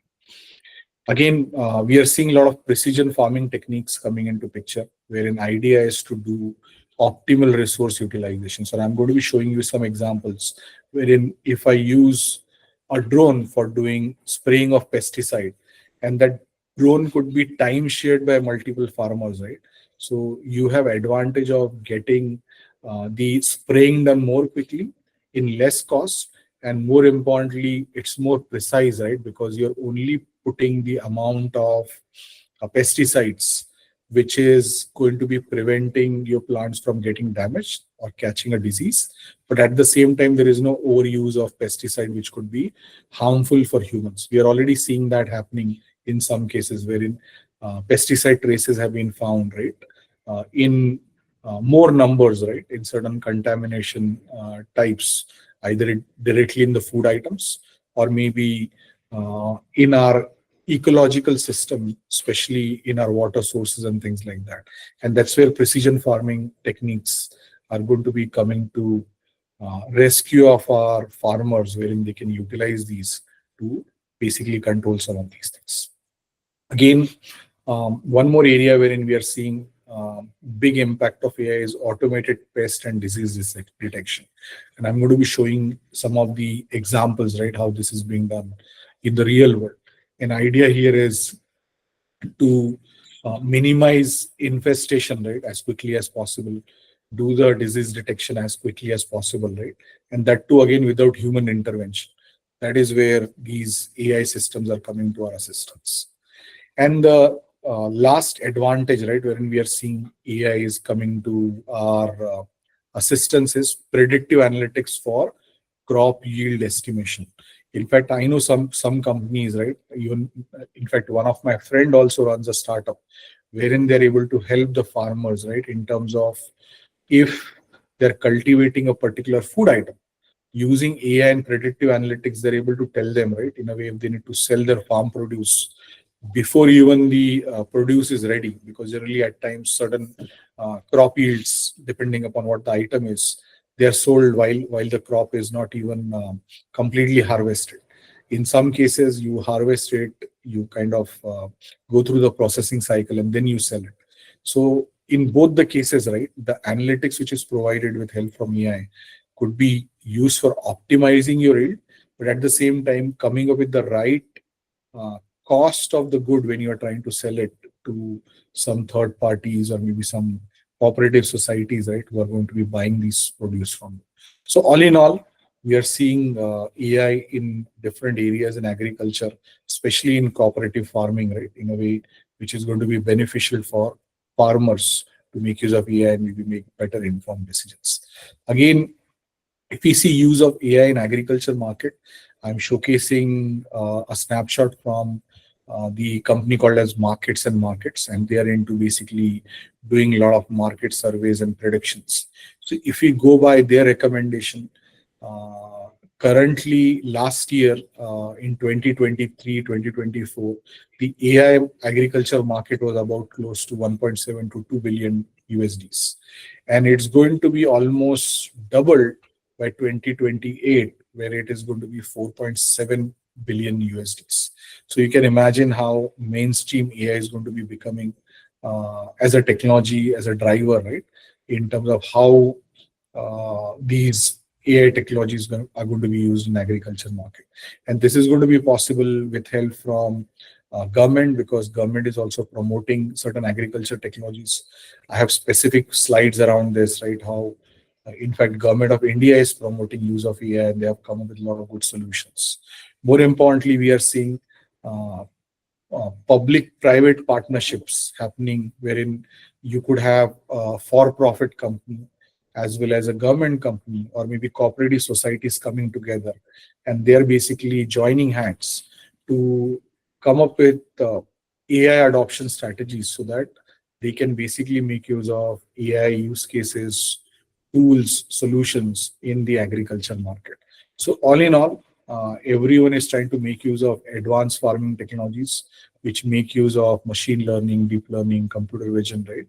And the idea is that we should be able to basically get benefits of AI as much as possible. So I'm going to be talking about some of the specific benefits of AI in agriculture.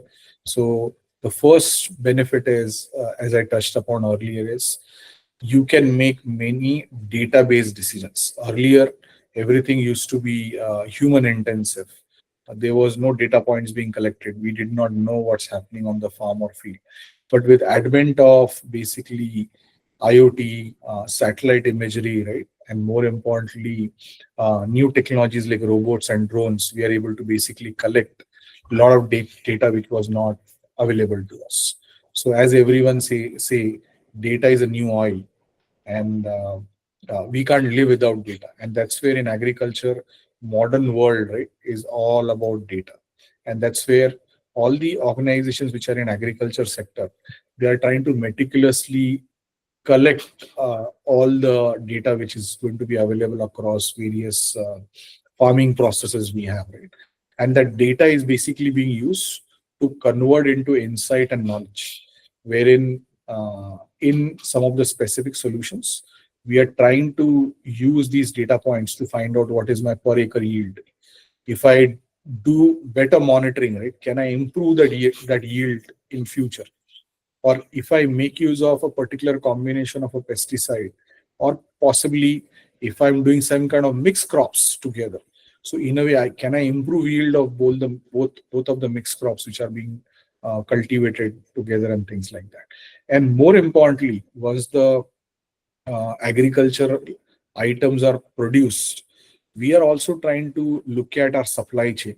We all remember time of COVID, wherein there was a huge demand, but the supply was not there. And a lot of items were not available for a very long time because of that. And that's where what we are trying to do is we are trying to predict any unforeseen issues like maybe COVID as an example, wherein we can optimize our supply chain, right?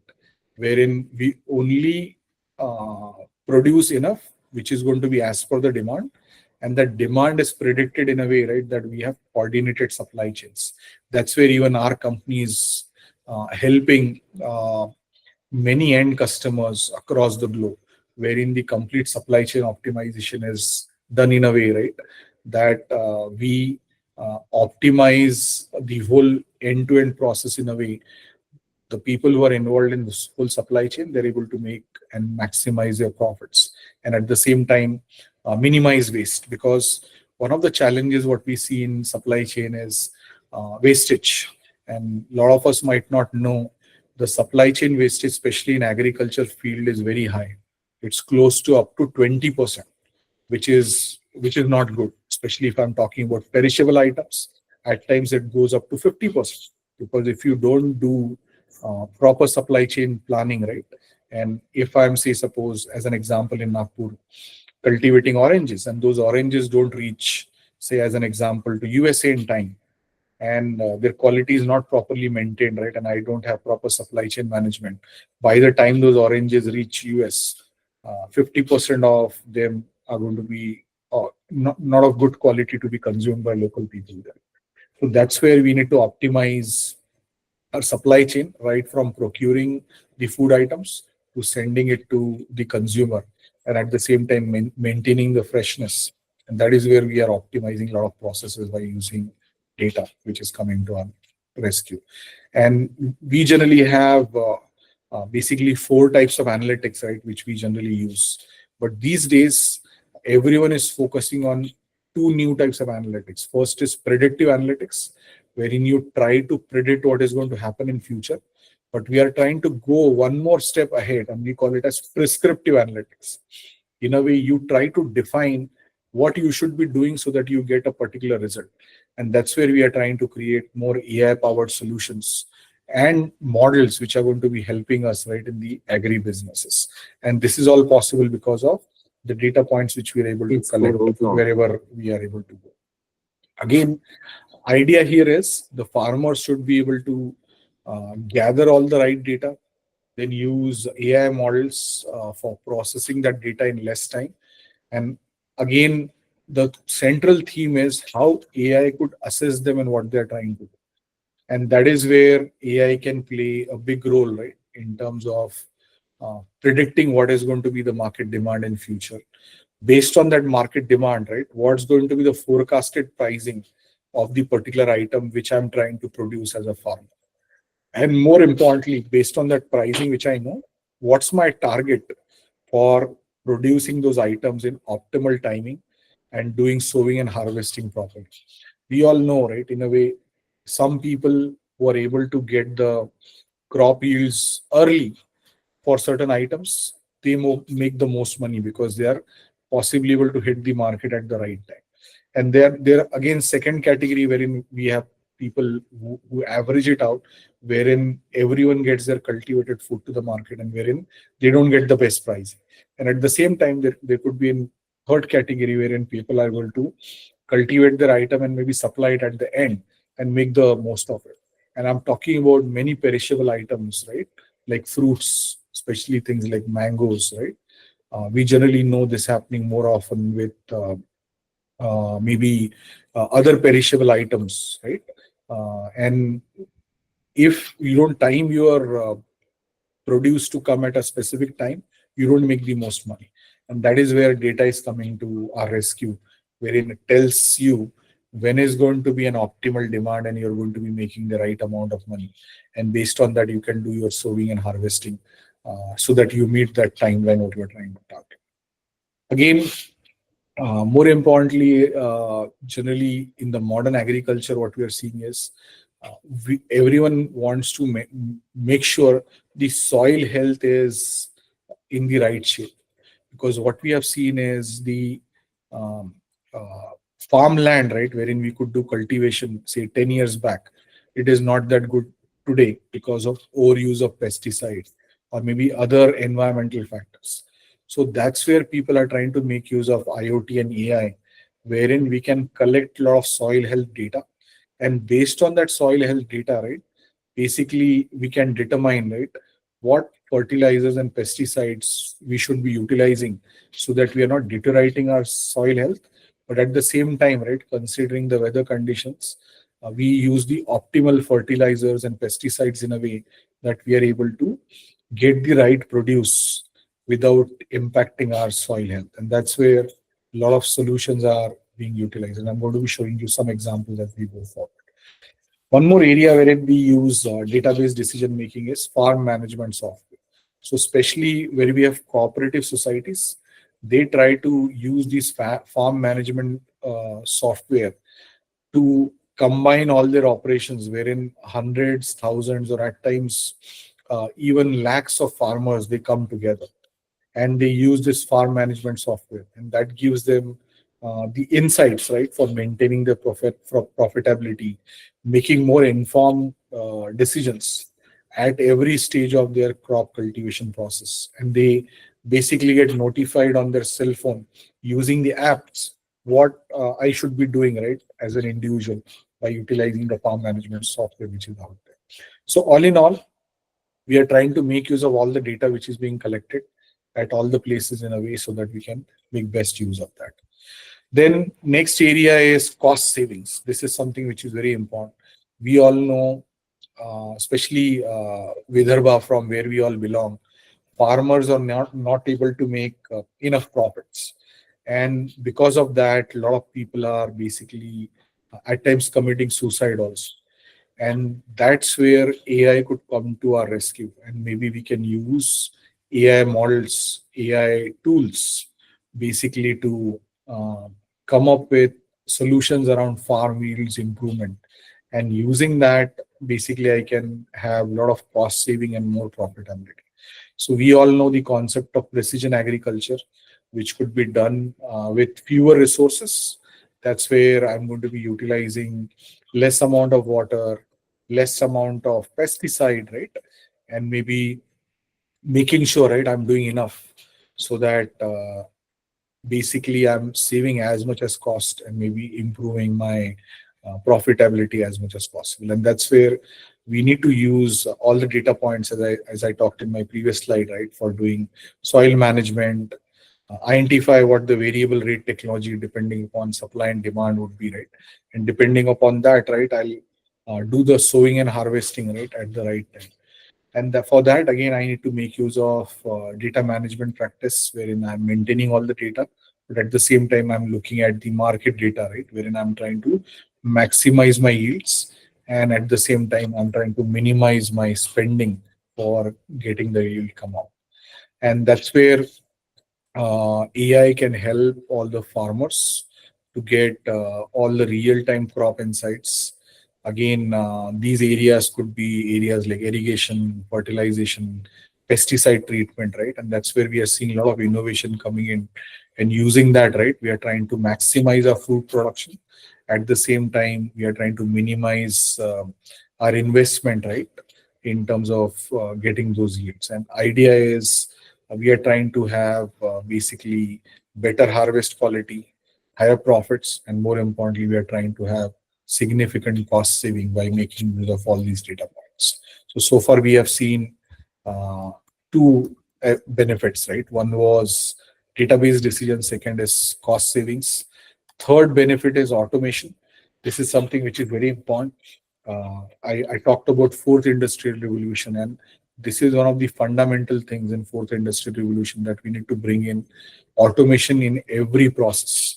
Anything which is repetitive and we don't need a human to be involved, that can be basically subjected to automation. And that's where we are seeing like many agricultural activities which were human dependent, right? They're slowly getting converted into basically activities which are done by robots and machines. And we are trying to also bring in digital automation anywhere and everywhere it is possible. So it could be through farm machineries like driverless tractors. Definitely, there are many companies across the world, right? Like driverless cars, they are creating driverless tractors, wherein you don't need any human involvement, right? The complete operation which a human would do, right, as a driver on a tractor could be done by a driverless tractor by making use of all the various AI models like computer vision, right? And maybe any data points which it already has, right, to maximize what we are trying to do. Second area where we have automation coming in a big way is smart irrigation. And I'm going to be showing you a case study in a while, right, wherein using smart irrigation, right, basically in India also, we are able to get better crops, minimize our water consumption, and more importantly, right, we are maximizing our outcomes in terms of the yield growth what we're looking for. Same is for fertilization systems, wherein we are trying to only go with enough number of fertilization and pesticides, which is going to be required for our optimized yield. And that's where we are trying to make use of IoT powered drones, wherein we do smart spraying. In some cases, we do vertical farming as well, right? And that's where we specialize. I'm going to be showcasing you a use case wherein we work with one of the large producers in United States, wherein they do vertical farming of mushrooms. And these mushrooms are not for our human consumption. They basically use these mushrooms or mycelium for manufacturing artificial leather. And I'm going to be showcasing you that how that is basically done, right? And it is a completely automated process involving robots and the software. There is no human intervention. And that complete system, right from design to deployment, was something we all architected for this particular customer. And there is a huge impact, right, in terms of basically how it is able to do that vertical farming, right, utilizing that solution and building leather which feels like a natural leather, but it is being built using mushrooms. Again, we also have AI-based greenhouse robots. These robots basically could be called as cobots, wherein humans are there, but they're able to do collaborative work along with humans. You just instruct them and they follow your instruction during your harvesting process. And they basically make your job easier. So if we compare some of these solutions which we are seeing in terms of automation, they are far better as compared to human farm workers. And at the same time, right, these tools are more accurate and more efficient. Only one limitation at times is the initial cost, which is something like we all need to look at from the ROI perspective. But if you go in cooperative farming, is something which is going to be beneficial for all the people who are going for cooperative farming as farmers together. So here I'm showing one example wherein how this company, right, which is called as Farmonaut, is able to basically in the evolving agricultural landscape, use oil palm automated plantations are vital for meeting detection global using vegetable the oil demand. system. Introducing Farmonaut's AI-powered automated oil palm tree detection and mapping system. Harness satellite imagery and machine learning for unprecedented insights, enhancing efficiency and sustainability, and boosting your bottom line in palm oil production. The oil palm industry faces challenges with traditional tree management, which is time-consuming and error-prone. Inaccurate counts hinder yield estimation and resource allocation. Inefficient ground-level disease detection causes delays. Poor data on tree density and health impacts resource distribution. Sustainable practices require precise mapping and monitoring to improve profitability and efficiency. Imagine a solution that tackles plantation management challenges with unmatched speed and accuracy. Farmonaut's AI-powered system does just that. We use cutting-edge satellite technology to capture detailed real-time images of your plantation. Our advanced machine learning algorithms analyze these images, detecting and counting individual oil palm trees with remarkable precision. What used to take weeks now takes minutes. For example, our system recently counted 336,683 trees in just 15 minutes. Beyond counting, we produce detailed maps offering insights into tree density, distribution, and plantation health. This automation lets you reallocate labor to more value-added tasks, reducing costs and boosting efficiency. Our AI eliminates human error, providing reliable data for informed decision-making. Accurate counts and distribution maps optimize resource allocation, increase yields, and reduce waste. Plus, precise mapping aids sustainability by offering clear land use data, helping you meet So this example shows us how satellite imaging, right, and farm management software could basically help you optimize a lot of things, right, which used to be earlier human intensive. And you can do it at a scale, right, which is even unimaginable. And this is something this company is transforming. So in interest of time, I just skipped some portion of the video, but the video link is also going to be there embedded, right, in my slide deck. So when the organizers share the training material, right, you all will have access to the full videos what I'm showcasing here. So another area wherein we are seeing a huge use case of AI in agriculture, especially around cooperative agriculture, is how we can optimize and build automated irrigation systems. This is something which is very important.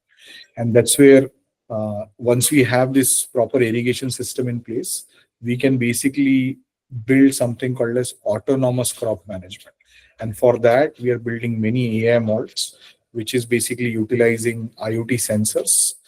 These sensors could be anywhere like wherein you do soil monitoring, check the moisture levels. There could be certain sensors which are going to check what the weather is, right? In a way, I can check things like humidity, right, in the air, right, whether it is raining and things like that.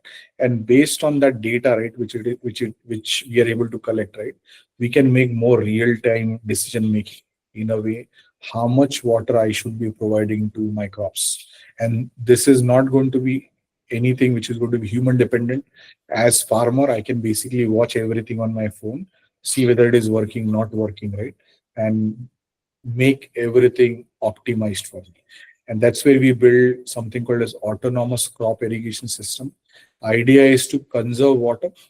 And this is again one of the UN SDG goals, wherein we should be promoting sustainable agriculture. And one of the important things there is how we can conserve water. Because we all know as humans, right, one of the scarce things what we see on our earth is water. And that's where we need to be very conscious in terms of how we are trying to use water, right, in our farming practices. And that's where some of the smart initiatives wherein people are trying to use AI in smart greenhouses, wherein inside the greenhouse, basically I can control the temperature. And based on my temperature control, humidity, light levels, using that data, right, I can control the plant growth in a good way. And that's where my autonomous crop irrigation system is going to use the minimal amount of water what it needs to cultivate the crop. And this is something which is very, very critical, right, for cooperative farming, wherein we are doing the farming at a large scale. So here is the use case from India, wherein this news was carried out by BBC, right, wherein how one of the farmers, right, something different is able to with sensor devices on his vineyard that check weather and soil health and uses artificial intelligence to figure out when to water the crops, add fertilizer, and tackle pests. Nitin then receives a precise advisory on a mobile app. This vineyard where we are now, it has no groundwater sources, and we are growing these wines with the water that we purchase from outside tankers. With the help of this AI data, we are now able to irrigate them only at the crucial stage. And that's helping us to save around 50% of the water that we used to give before. Built in India's Silicon Valley, Bangalore by startup Fossil Agritech, the service has led to a near 25% boost in productivity on crops like grapes and guavas. Informed decision-making is only one part of the solution to improve productivity, but weeding out inefficiencies in the existing age-old agricultural practices is also crucial. AI-powered robots offer a solution. This is an example of AI-powered robot, but I'll skip that. So I ideally wanted to showcase, right, how smart irrigation system works. And as you can see, right, it was able to increase the crop yield by 25% and almost 50% water saving, which is a huge differentiator. So optimized, we saw the optimized irrigation system. Now, next is we can also use AI for detecting leaks or damages in the irrigation system. Because if we are using AI, right, my AI model, ML model can find out earlier my pressure when I was giving water or how the water flow was going and maybe distributing water at a particular time. If there is a change in water pressure, I can basically know, right, if the water pressure is more or less. From that, there is a leak or not. If there is a leak, definitely the water pressure is going to go down. And such anomalies could be detected using ML models. And using those ML models, we can prevent water wastage.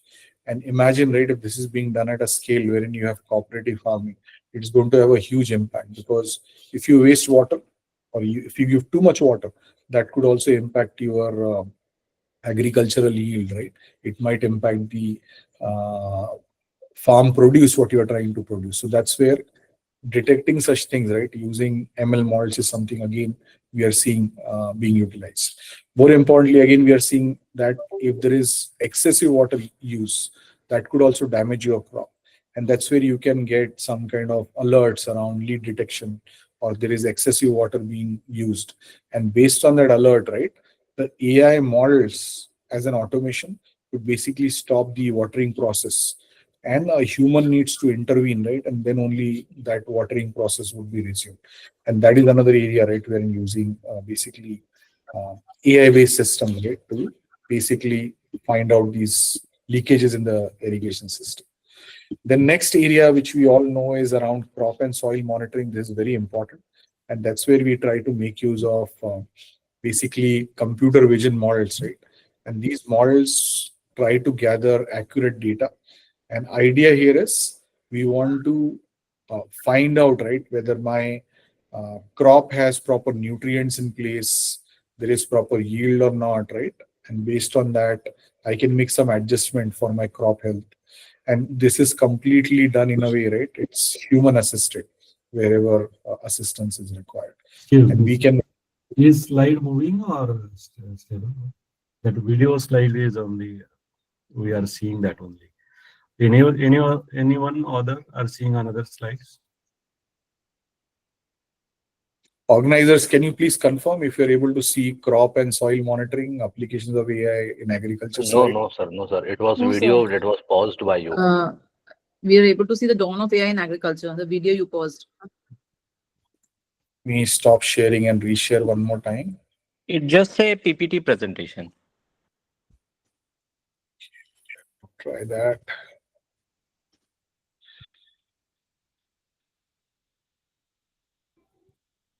How about now? Yes, Now it is visible. Now Yeah. it is application of AI in agriculture, crop and soil monitoring. Right. So I was just talking about this slide. Maybe the slide did not, Yes. the slide change did not reflect. I hope it is Yes. reflecting. So here Now we it make does. it. Thank you. Thanks for the confirmation. So here we try to do soil health monitoring, right? So that we can find out that if there are any deficiency in the nutrients and things like that. And that's where we make use of combination of IoT sensors and computer vision models so that we can do better management. So again, another area which is extension is we can do monitoring of livestock health. And I'm going to be kind of quoting one company by name Cattle-Eye. And this particular company has developed a solution, right, which uses combination of drone, maybe certain cattle health monitoring devices, which are also mounted on the cattle, right? And combination of this is basically used for finding out if there is a difference in cattle behavior, are there any different activities they might be going through, right? And based on that, we can basically make livestock health monitoring better. And this is something which is helping, especially the farmers, right, increase the milk production, because they're able to monitor the diet, monitor the cattle, and monitor certain environmental factors in a good way, right, so that they can holistically do this. Another area is intelligent pesticide application. This is something which is very crucial, considering overuse of pesticide could basically harm the crops. But more importantly, those pesticides, right, could harm us more as well as our ecology as a whole. And that's where we are coming up with many modern automated solutions around AI, wherein we are trying to do precision-based pesticide application, wherein I'll only spray my pesticide in these specific areas. So if I do this as a human, it's going to be slow. But when I try to make use of automated solutions, it could be quicker, less labor intensive, and more importantly, it's going to be more accurate. And that's where we could minimize any environment contamination. And that's where we are seeing a huge change, wherein we are having a lot of new companies as well as the existing players coming up with many drone solutions. And these drone solutions use combination of computer vision models.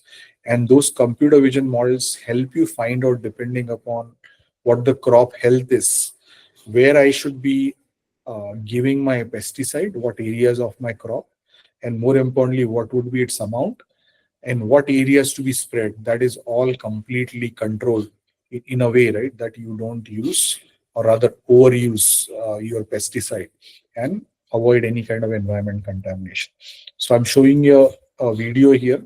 This is a company called as DGI. They're one of the famous companies, right? How can agricultural innovation be taken to the next level? A highly efficient, reliable, and intelligent tool is the key. This is the DJI Agris T16. The Agris T16 was designed from the ground up. It features 6 rotors, an RTK dual redundancy system, and an avionic redundancy system. It has a payload of up to 16 liters, a spray rate of up to 4.8 liters per minute, and 8 sprinklers work perfectly with the downward airflow, resulting in an impressive spraying effect. It has a spray width of 6.5 meters, which can cover an area of 10 hectares per hour. The multi-aircraft control mode functions with the FPV camera as well as an HD video transmission system with a range of up to 3 kilometers, ensuring flight safety and boosting spraying efficiency. Thanks to the all-new modular design of the T16, both the spray tank and batteries are easily swappable, which significantly improves operational efficiency. Its core module has a rating of IP67, making it easy for maintenance. The foldable aircraft arms are convenient for storage and transportation. A new battery management system and a 2600-watt 4-channel intelligent battery charger increase charging cycles by 100%. When flying in complex farmland environments, the onboard DVF imaging radar empowers the aircraft to fly over varying terrain intelligently. When encountering an obstacle, the T16 detects the obstacle's orientation and the distance to it, automatically planning a flight path to circumvent the obstacle. Pilots can view the live video feed and adjusted route on their remote controller. After circumventing the obstacle, the T16 will automatically resume spraying. To target unevenly distributed fruit trees and varying heights, the T16 comes equipped with intelligent solutions. With the Phantom 4 RTK, users can perform centimeter-level scanning of the orchard. Then, DJI Terra conducts 3D mapping of the scanned area. With its AI technology, Terra can also generate 3D flight paths for more efficient planning. With the help of the RTK centimeter-level positioning system, the T16 is capable of flying precisely along flight paths while accurately adjusting its spray rate according to tree distribution, reducing the pesticide dosage. The DJI Agris T16 delivers more efficient, reliable, and intelligent solutions, pushing the boundaries of crop protection. It lifts agricultural efficiency to new heights, opening more possibilities for the future of agriculture.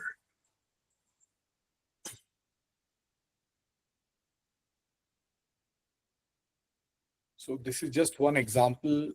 I know of some more startups even in India as well as some established players who have some similar solutions. In fact, as part of one of the incubators here in Nagpur, right, we are advising one drone company, right, who is going after drones usage, right, especially in agriculture, in similar way I just showcased in the video. Another area is we are trying to do a lot of things around yield mapping and doing some kind of predictive analytics.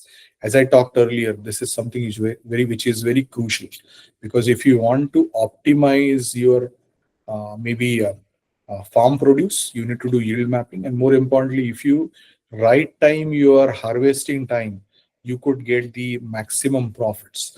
And that's where we make use of basically computer vision 3D mapping techniques, right, wherein we collect the data right from sensors. And I just showcased in the previous video, basically you can use drones to do the mapping, and using that drones and 3D mapping, you can do a lot of things, right? One was how we just did the spraying of pesticides.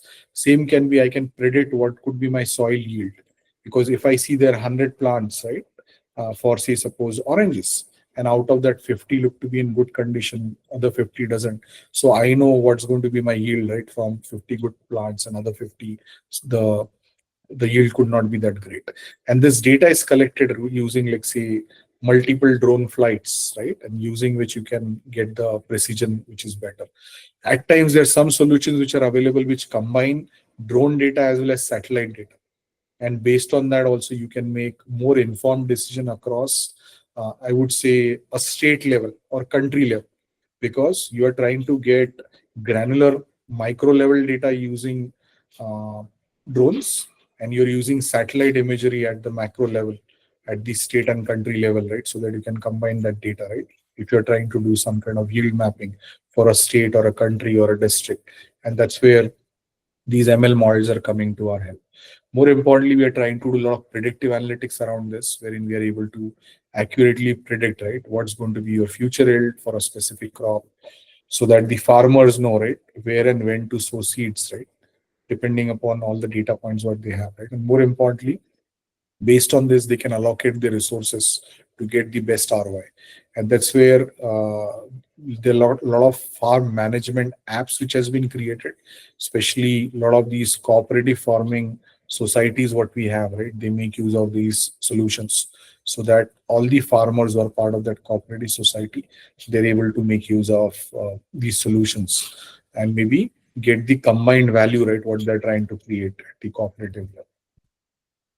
Again, one area wherein we are seeing new innovations happening is around automatic weeding and harvesting. One of the biggest problems which our farmers face today is, unless they remove weeds, it's going to impact basically their crop yields. And currently, most of the things we do in India, right, they are human intensive. The weeds generally are is removed by human labors, and it's very costly. And considering some of the recent changes, what we are seeing, right, in terms of many welfare measures which government of India is making, there is scarcity of laborers because they are making enough money and they don't want to work. And that's where it becomes very imperative, right, that okay, if we don't have humans available to do human intensive tasks, right, what we should do. And that's where we can make use of machine learning, computer vision, robotics, and RPA solutions, which could carry out the repetitive tasks like doing automatic weeding. And this is where we could effectively use robots in finding out the weed more accurately and removing the weeds and increasing the crop yields, right, using the smart bots which are out there. And we are seeing a lot of innovation coming out of India and across the globe in terms of how this is being done. So here is one sample video. This is from North America. And this basically shows, right, how this machine is so powerful. Back now with our series AI Revolution and how artificial intelligence is hard at work on some farms. Robots doing the work of dozens of people. Jake Ward has our story. Okay, yes, it's a killer robot with an AI brain. But hear me out. It kills weeds. On a 2,000-acre organic farm in Central California, this $1.2 million machine does the work of 30 people 24 hours a day. The machine is thinking. It's learning, it's understanding what it's seeing. What AI is great at is telling the difference between things. In this case, the difference between chard and a weed, and then killing the weeds with lasers. CEO Paul Michel has invented a system that fries weeds too small for a human hand to grab, in bursts that last only milliseconds. The field smells like burnt popcorn. The whole trick here is the lasers disrupt the cellular cycle within the plant with heat energy. It takes a rack of servers to recognize 40 crops and 80 types of weed. Back now with our... So in interest of time, I'm just skipping that, but you got the idea, right? We're using lasers, which is going to be accurate up to a few millimeters. And this machine is never going to sleep. It's going to be working 24/7. And imagine how accurately it's going to be able to remove the weeds. I know the initial investment might be high, but people are coming up with more frugal ways, right? Wherein the same machine, which is possibly costing $1.2 million, it could do work of 30 human laborers could be brought down, right? The cost could be brought down significantly less, right? Especially in country like India. Again, sorting harvested produce, this is again very important because when we produce large quantity of items, it's very important that items which are of good quality needs to be sorted properly so that you get maximum value. So anything which is of good quality, if you sort it properly, and anything which is not good, if you weed it out, you get the maximum quality. And based on that, you get the best rate. And that's where we make use of computer vision models, wherein we are able to look at the crop in the type of shape, size, color, what you're looking for. If I'm trying to say, suppose, apply computer vision on apples, right? So I'm going to be looking at all the parameters in a way that I can quickly separate the produce, right, in different categories. So I would have a category A product, right, which is going to be perfect. I could have a category B product, which might have, say, suppose, about, say, 2% quality defects, and category C, right, which might have more defects. But in India, right, country like India, you have buyers for all the three products.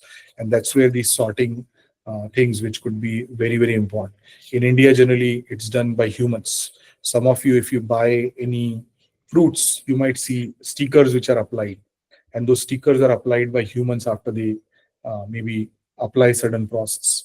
And that complete thing is being transformed using AI and robots by doing basically sorting in a more automated way. So I'm just showing you one video from the Smart Farm, but if you go to their channel, you'll find at least 50 different types.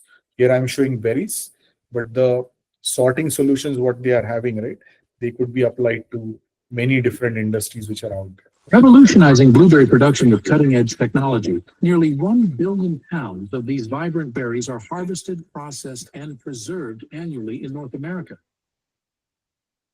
Blueberries are harvested with over-the-row machines that straddle a row of bushes and shake the fruit off the branches. The falling berries are caught on a conveyor belt that transports them to a bin or a trailer. These machines can reduce labor costs and increase efficiency, but they can also cause bruising and damage to the fruit and pick unripe or overripe berries that need to be sorted out later.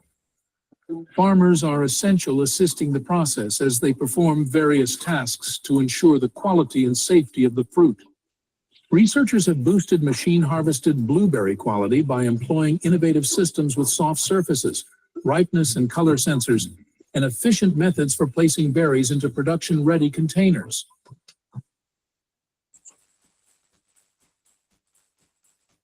This is a long video, maybe in interest of time, right? Revolutionize. Right? And maybe you all can watch it later. But the idea here is, in a way, you can do sorting. That sorting is done in a way that you can get the best value of your produce, what you're trying to do. So slowly I'm coming towards end of my sessions. There are only 3 or 4 slides remaining. And I'm going to be talking about areas of cooperative farming and, more importantly, what things are happening in India, right? So this particular video, what I'm showcasing, this is by basically an organization which is established by World Economic Forum in India. And this basically showcases, right, how AI is being utilized in country like India to bring in agriculture innovation, especially around collaborative farming, right, which is what is going to be future for us. So let me just show you this video. India today is the most populous nation, and 55% of this population is engaged in agriculture. Almost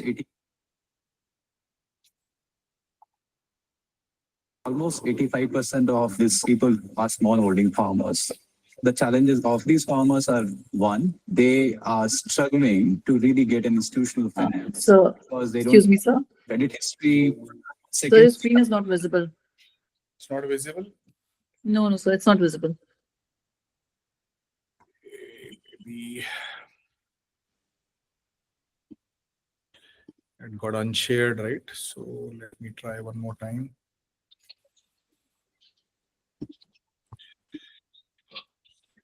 So pointing that out, please let me know if it is visible now.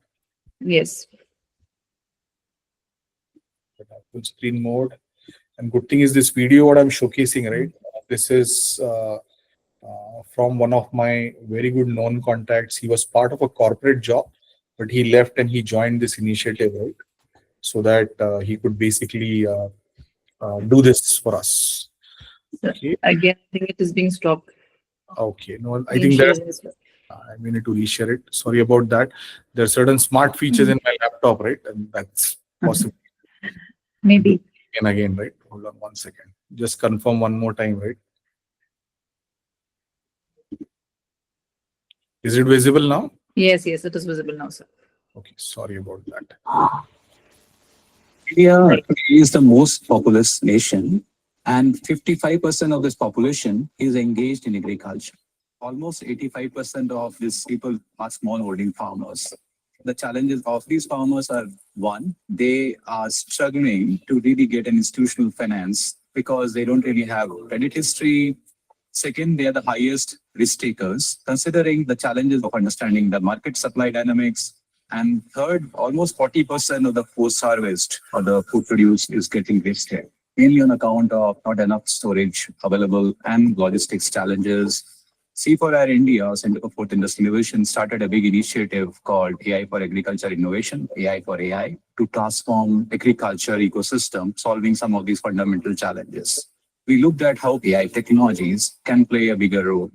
We are predominantly focusing on 3 big buckets of use cases: technology like remote sensing, IoT sensors to optimize the use of fertilizers, pesticides, better irrigation or better water usage, using AI-based fintech applications to provide digital advisories to the farmers at a crop level, improve the market access to the farmers, connecting farmers directly to the markets, and to enable finance and insurance for the farmers. The framework that we came up needed to be tested and validated on the ground. We worked with the state of Telangana and identified one district, Khammam, which is a chili growing belt. Over the last 14 months, we have seen 8% yield improvement because of the better practices that the farmers were using on the farm. Second, they could improve the revenue by 11%. Now we are looking at how do we expand this pilot across more crops and more geographies with more use cases. C4IR network today is a good example where we can learn from various centers. How can we really bridge in and make some of these toolkits available, considering that the issues are pretty similar across many other developing economies. We see this pilot opening so many opportunities and really want to see how do we scale globally from here. AI for AI was a perfect example of how public-private partnerships with the industry and with the government could really transform agriculture ecosystems. So if you go to this link, you'll find the whole story. And there are like a lot of more details, right, on the previous slide. And this is a very interesting case study, right? If you go to this link, this is available on IEEE Explore, wherein how cooperative smart farming can be done, right, by building cooperative ecosystem ontologies. What are the different co-op use cases which are out there, right? And more importantly, how AI could be used for assisting smart co-op applications, right? So that complete details are basically discussed. I know at times when you have a limited session time, you can't go into all the areas, right? But this is a very good reference wherein you can get basically all the details, right, which could be relevant for cooperative smart farming and how AI is being assisted, right, in doing marketing and distribution, resource and equipment, labor utilization, and more importantly, as I talked earlier, right, around supply chain. And it's going to be a very beneficial reference point, right, in terms of understanding how this is being done. Okay, and as I was talking about earlier, right, AI for AI. So this is the framework, even what they have created for India. If you go to their website and if you search AI for AI, right, or C4AI, right, you'll see most of this. So they have basically come up with frameworks around 4 themes. One is intelligent crop planning. Second is smart farming. Third is farm gate to fork, wherein they're able to give intelligence to the farmers. And the last is data-driven architecture, right, wherein they have created many solutions around that, right? So in the crop planning phase, right, we have talked about many planning models, right, which provide macro and micro level crop planning models, right, wherein you give advisories, right, as I talked earlier, right, in terms of what crop to take, right, and when to do sowing and things like that, right? How I should be doing some kind of policy or incentive planning, right? As an example, if government is earning some incentive to take a particular crop, how to take benefit of that, right? So all those kind of inputs, right, would be given to the farmers around intelligent crop planning phase. Once you are done with the maybe sowing and all, right, then you go into smart farming, and that's where you have farm management, right, or farming as a solution, right, or maybe smart fast solutions which come into picture. And that's where as a farmer I can use solutions like mechanization, right, or automation in my farms, using irrigation systems which are smart, right. I can use some kind of soil monitoring, pest prediction, right, and all weather prediction and that kind of things. And more importantly, in India, right, considering the environmental impact, we all know there is something around insurance where I can do some kind of farm insurance. So even I can get advisory, right, whether I should be taking insurance or not taking insurance and things like that. And more importantly, doing yield prediction, right, and managing the whole process in a way, right, for the complete crop health management. For that, I could get the best farming experience. And third is, once the farming is over, right, I have the yield, how I can do, say, suppose the maximization of my profit, right, by getting the market intelligence, right, utilizing supply chain which is more optimized, making use of, say, cold storages and things like that, right, some kind of linkages between different people, right, who fall into supply chain and things like that, right. So that's the third theme. And the last one is data-driven agriculture, right, wherein you basically collect all the marketplace data from everywhere and use that data, right, as a master data across maybe at a state level or a country level, right, to make data-driven agriculture possible, right, by creating that impact which is required. And that's where I feel this is one of the best use cases, right, how World Economic Forum and AI for AI, right, is basically adding a lot of value, right, around agriculture, farming, and utilizing AI, right. This is something which would I'll highly request you to go and check this out. Again, there are many initiatives by Government of India. I'm just pointing these three initiatives. So first initiative wherein we have a solution called as Kisan E-Mitra, which is more like a AI-powered chatbot.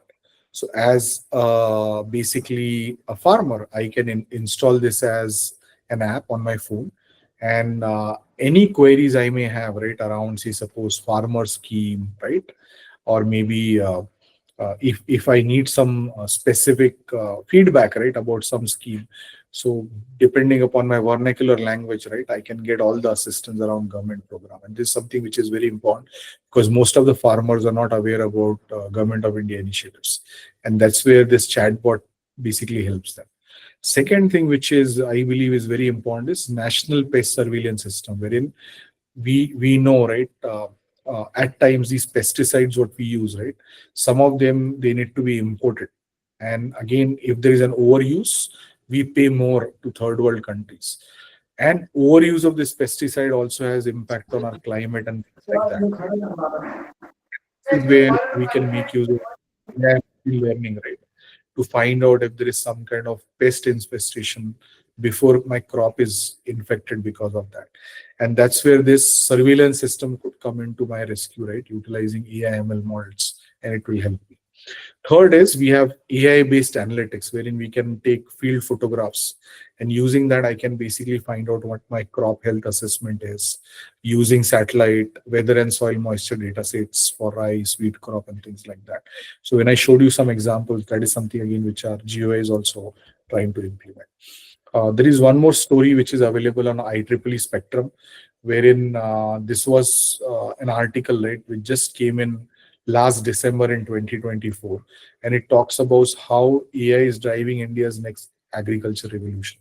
So we all know the green revolution, but people are now talking about how we'll have AI revolution, right, in agriculture. And that's where this article, right, talks about different good use cases, right, wherein people are employing AI. And I've already talked about some of the techniques at high level, but here you'll get specific examples if you go to this link, and maybe these are like India specific examples, how AI is driving basically next revolution in our agricultural sector. So here is a small video again. This is something, I mean, we all should watch, right, from the perspective of how. Yeah, we are producing some of the major crops in large quantity like sugarcane, wheat, rice, pulses, and cotton. But when we compare our yield with the other developed countries, it is too low. Soil erosion is the major problem in India today because of overuse of pesticides and fertilizer. आणि नेमकं आपला उन्हाळ्यामध्ये पाण्याची कमतरता पडते त्याच्यामुळे आणि उत्पन्न कमी झालेलं आहे. LDT Baramati is working for the agriculture community for more than 5 decades. This trust was started to uplift the farmers who were very poor, had no resources. Through this, we have changed the life of millions of farmers. AgriPilot.ai allows farmers to avoid guesswork and use science to give the ground truth to make the right decisions and make them successful. In this project, we have selected 1,000 progressive farmers from across the Maharashtra. We have installed weather stations, sensors in the soil, and provided satellite support to all the farmers. We are collecting real-time data from the soil every day. AgriPilot.ai uses Microsoft Azure Data Manager for Agriculture for making the decisions. It's running more than 20 plus algorithms that can lead to accurate results based on the historical pattern. Azure OpenAI allows the farmer to ask the questions in local languages, which can be delivered on their WhatsApp. They are precisely using irrigation, fertigation, and pesticide practices in their farm. म्हणजे पिकात direct आपल्याला लगेचच लक्षात येतं. Peak तर अगदी जोमानं आलेलं आहे, फुटव्यांची संख्या पण वाढलेली आहे आणि ह्याची रोपांची म्हणजे वाळूंची पण वाढलेली आहे. तर माझ्या पूर्ण क्षेत्रावरती मी अशा पद्धतीनं ऊसाचं पीक लावण्याचा ठरवलेला आहे, जेणेकरून माझा खर्च कमी होईल आणि उत्पन्न जास्त येईल. This story was covered by Microsoft, and good thing is AgriPilot AI, right, is basically produced by a company in Nagpur. I mean, they are from Nagpur. The company owner, he's a good friend. So you all can check out, right? They're doing good stuff. Anyone who is interested, right, I believe you can also collaborate with them. They'll be happy to involve you in what they're trying to do in AgriPilot.ai. And it's a great moment for even Nagpur, right, wherein a startup from Nagpur being featured in Microsoft. And more importantly, someone like Satya Nadella, who is their CEO, talking about AgriPilot when he was here in India. So great moment for Nagpur as a whole. But I'm just going to be finishing in another 5 minutes. So I have 2-3 more slides. But at times we only talk about positives. We fail to understand what could be the challenges. So my next 2 slides are basically trying to talk about what the challenges of utilizing AI in agriculture is. So the first 2 challenges are, as we all know, is high initial investment. And this is something which is, especially for a country like India, right, which is still developing country, a lot of things are cost prohibitive. And that's where we all need to come up with more frugal innovations, wherein we could use AI, but at the same time, initial investment should be less. Second area, which is very important for us, is data privacy and security. A lot of people don't touch upon this when we make use of AI, and that's where ethics in AI, responsible AI, right? And I'm a big proponent of both of these, and I'm contributing, right, on a lot of forums around this. Is something which is going to be crucial. In a way, how we are securely collecting and storing the agricultural data is very important, because we are dealing with a lot of sensitive information. If this data is not handled properly, it could be misused. Or if there is some kind of data poisoning happening, as we are seeing as a trend across these AI models, I mean, this could cause havoc, because we are talking about generating agricultural produce, which could have huge impact on our population as a whole. And this is a very, very important topic, which is often neglected. Another area where I feel we all need to focus is technical expertise. Most of our farmers are not literate. They don't understand technology effectively, right? And that's where we need to conduct like a lot of training program, workshops, a lot of bridging the gaps, right? Wherein we kind of create our human capital, right, in a way that they understand how to use technology in a proper way. And more importantly, the last problem is integration, because we have a lot of siloed system today. I could have a old legacy machinery, right, which I can't discard, but I could have a new system which might not be compatible with. And that's where it becomes challenging, right? How I can do maybe integration of siloed system in a good way, right? Wherein I can have more holistic integration of my old system, new system, right? And we will do it in a way, right, that I'm not doing any wasteful expenditure. And that's where a lot of research is needed. And I'm hoping a lot of people who are attending these sessions, right, will look into these 3 or 4 challenges what I talked about, right? Take it up as a research challenge, right, and try to come up with solutions around this. So all in all, those were the 4 challenges. And I told you at the start of our session, right, how we are basically doing this. So as a company, whatever you see here, right, that is where we are adding value.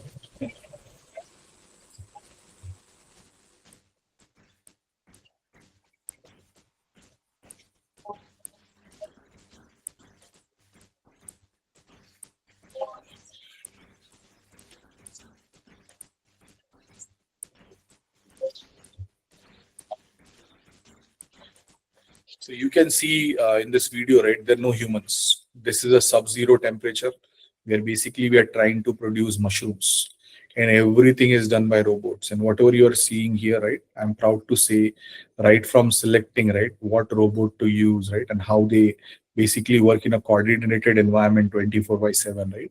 The whole execution system is built by us, and it is being utilized, right, for producing this at a large warehouse.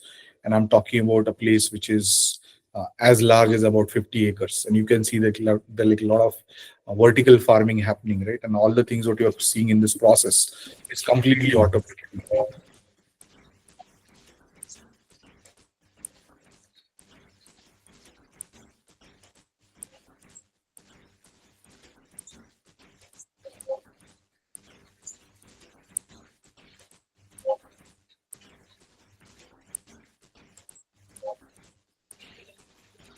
So what you see now is the actual artificial leather, right, which has been manufactured, right, inside that facility. So right from sowing the mushroom, right, and maybe the complete growth, it happens in an automated way. There is 0% human involvement, right? And you can imagine, right? I mean, all the people whom you are seeing in the room, they need to take a lot of precautions when they're in that environment, right? Because it's not easy to be in that environment when all these things are happening. And that's where this solution, what we have, it falls out of these problems. Can you even imagine, right? We can create leather, right? Artificial leather from mushrooms, and they are very famous. People use bags, wear them, and things like that. So one special session takeaway I would say is I'm part of an organization called as Global AI Hub. This is a Swiss organization. They have a lot of courses, right, around artificial intelligence. And these courses generally cost around 400 to 500 euros, right? But if you go to this link, you'll basically get them for free. You don't need to pay anything. And their goal is to train basically 10 million people globally in areas of AI, ML, and data science. And out of that, they want 5 million to be females. And I'm very proud to be associated with this, wherein I am a community lead, right, helping them reach out to those 10 million people as much as possible, right, and making them AI ready. So with that, I'll give it back to the organizers. I'm just trying to make sure, right, I'm on time. And if there are any participant questions, right, I'll be more than happy to take those. Sure, sir. Pinaka, sir, do you have any question? Your hand is raised.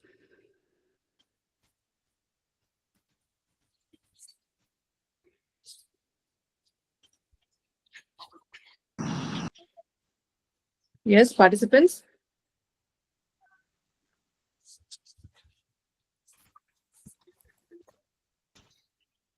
Hi, sir. Good afternoon. This is a very informative session, and this will help to understand AI in agriculture to all these farming communities, agriculture communities as well. So AI will, as you say, AI will help for the price prediction or yield how much will be the yield in near future, like in coming sessions, right? In the seasons. So, yeah, how the data will be collected for the yield? How much will be the yield from the which crops? So it will be this project is the pilot project for any specific area or country-wise? Very good question, Madhukar sir. So I would say we already have some solutions, right, wherein using which you can do yield prediction, right? So we have a solution like farm management solutions, wherein they're able to collect data from diverse sources. So first way to collect data is like, okay, you could have soil sensors, right? So you can collect the soil data. Then you have certain sensors which are able to collect your weather, and they're implanted on the ground. So in some of the videos wherein I showcased to some of those sensors, they're basically used for collecting that data. Then you also use some data which is collected at a macro level. So you might have data wherein we know for a particular crop type, right? As an example, I'm a cotton producer. So what's the demand and supply of cotton in past? So that data also I can look at, right? At a macro level, at a district, state, or maybe country level. And all that data is basically combined, and we make use of AI models for doing some kind of predictive analytics, right? In a way, I know, right? In a way, what's going to be my market demand in future. Based on that, how my crop yield should be so that I can get the maximum value of that crop. So again, as I said, there are many solutions available. There are some solutions from established players. I gave you some examples in my presentation, right, which are having like farm management systems which are available. In fact, in India also, there's some mid-sized to startup companies, right? They also have similar solutions available. So maybe in interest of time, I'm not able to give you all the names, but if you reach out to me, right, I mean, I'm sharing my website. If you go to my website, find my email address, and I'll share all the contacts of relevant people, right? So example could be companies like Crop Data, Cropin, right? I can go on, like there are hundreds of organizations like that, right? They're already doing this for us. Yeah, thank you, sir. As I'm working on supply demand, how we can supply and demand match for the yield, crop yields. So that's what I was trying to understand, how this AI can help for matching the supply demand in coming days or in near future, actually next session or something. So know, sir, see the live example, like the onion examples, right? The prices are very high, and sometimes the yield has to be thrown out by the farmers. So how we can actually fix that gap? So that I'm working on it, and if there are something helpful to me, you can guide us as well. No, absolutely, sir. I'll be more than happy to collaborate, right? Just reach out to me. This is a very broad topic, right? So what we could do, in a way, we can collaborate, and I can provide you, right, all the maybe mentorship, guidance, or connect you to right people, right? In a way, this is a very important problem. And as I said in my presentation, we need help from people, all the people who are participating here, to identify what challenges we have. So supply chain management is a huge issue, right? And that's where one of the biggest sufferers is our farmers. So if we can optimize this, right, in a way, very holistically, that's going to be really helping the farmers at large. So definitely, let's maybe contact offline, and I'll be able to help you on that. Sure, sure. As I'm working with the Debatu University, along with Mr. Zadav, sir. Okay. So we will connect with you, sir, offline. I'll be more than happy, sir. Thank you so much. Thanks for Thank you. Thanks. Yes, any other questions? Okay. Yes. So please continue. You have raised your hand.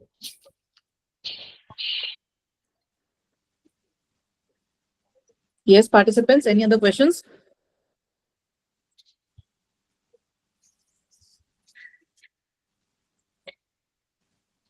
Right. So we are really thankful to Dr. Rizwan Ahmed, sir, for that brief elaboration to dawn of AI in agriculture, briefing optimization and the precision making to improve the agricultural health, and also to how the cost-effective AI can be implemented to increase the to increase the yield. Through your last presentation, sir, we will definitely connect to you for the AI courses, which is being briefed by you. So thank you so much. Your presentation was extremely wonderful, depicting through practical orientations, through videos and the case studies. Thank you so much. We are even glad to our principal, Dr. K. Zakiuddin, sir, who is always there throughout the sessions with us. He is also here right now, and he would like to convey his regards to you. Zaki, sir, please. Very good afternoon. Sir, very good afternoon. Great to see you here. And Yes, thank sir. you Yes, so much. we are so proud of you, and you are making India more proud by you are working so throughout the world. You are working. You have established many companies in Canada, USA, UK, and we feel so proud that you are making India so proud. So, on behalf of Anjuman College of Engineering, I would like to extend our gratitude for taking the time to join us as an eminent speaker for our faculty development program. Your insight presentation was truly enlightening, and I am very sure that most of our faculty might have started valuable discussions on this topic. And your expertise and the passion for that subject matter shown through, and we appreciate the efforts you have put in for preparing and delivering the lecture, like showing the videos and the case studies and the data you have shown, and the courses going on which are free. Uh, your contribution to our program has been invaluable, and we are grateful for your willingness to share your knowledge and experiences with us. Thank you once again for your time, sir, expertise, and your inspiration. We hope to have the pleasure of welcoming you back to our institution in future. Thank you very much. Thank you very much. Have a great day, sir. Thank you so much, sir. The pleasure is all mine, and thanks for those kind words, right? I'm really honored, and I look forward for future collaboration. Okay, Thank you sir. once Have a again. great day, sir. Thank you so much, sir. So, Rizwan sir, we're really thankful to you for giving your precious time and contributing to this FDP program. Thank you so much, sir. Have a great day. Thank you, everyone. Bye-bye.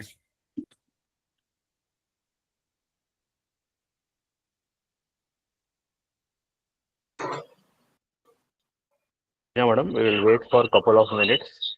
Okay, sir. Our expert is joining by 5:15. Okay. So participants, you all can stay connected. We'll start with the last session of this FDP by 5:15 p.m. As our expert for the session is still to join, we'll be connecting, or we'll be starting again by 5:15 p.m. Thank you, everyone.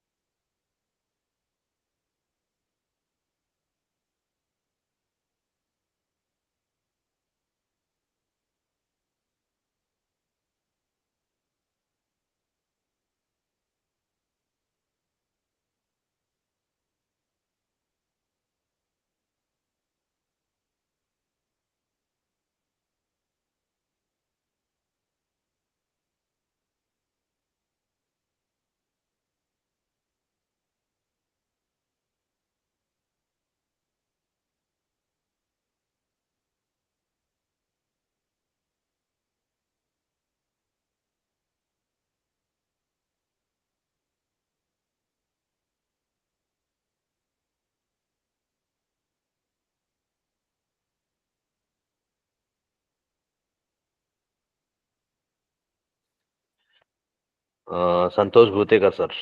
Welcome, sir.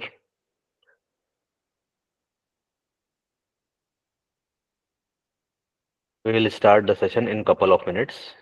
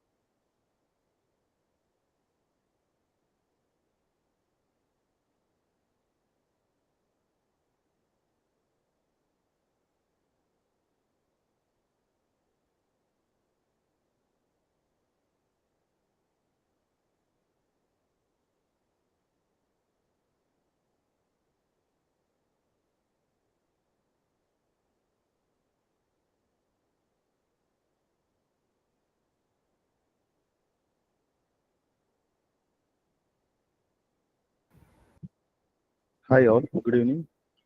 Can you hear me?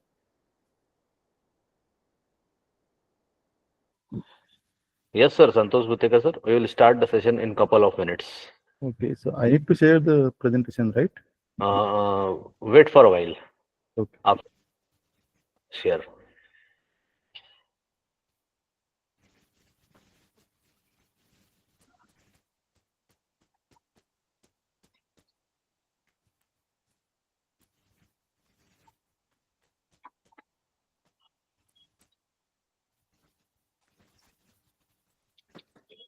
Hello. Hello. Yes, madam. Yes, madam. Sir is there. Santosh sir is there. Yes, madam. So should we start then? Yes, madam. We will start. Okay, just a minute, sir.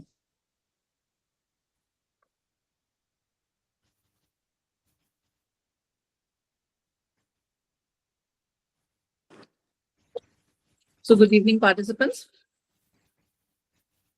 Our expert for the next session, Mr. Santosh Bhutekar sir, is here, and he will be delivering a session on wireless underground communication scheme for precision agriculture. Santosh Bhutekar sir is a senior manager, ECI Communication, Mumbai, having an experience of 24 years. I welcome you, sir, to this session on 6-day faculty development program organized by Anjuman College of Engineering and Technology.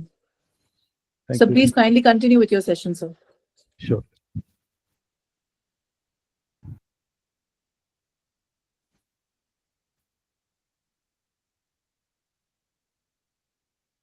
Just a minute to share this.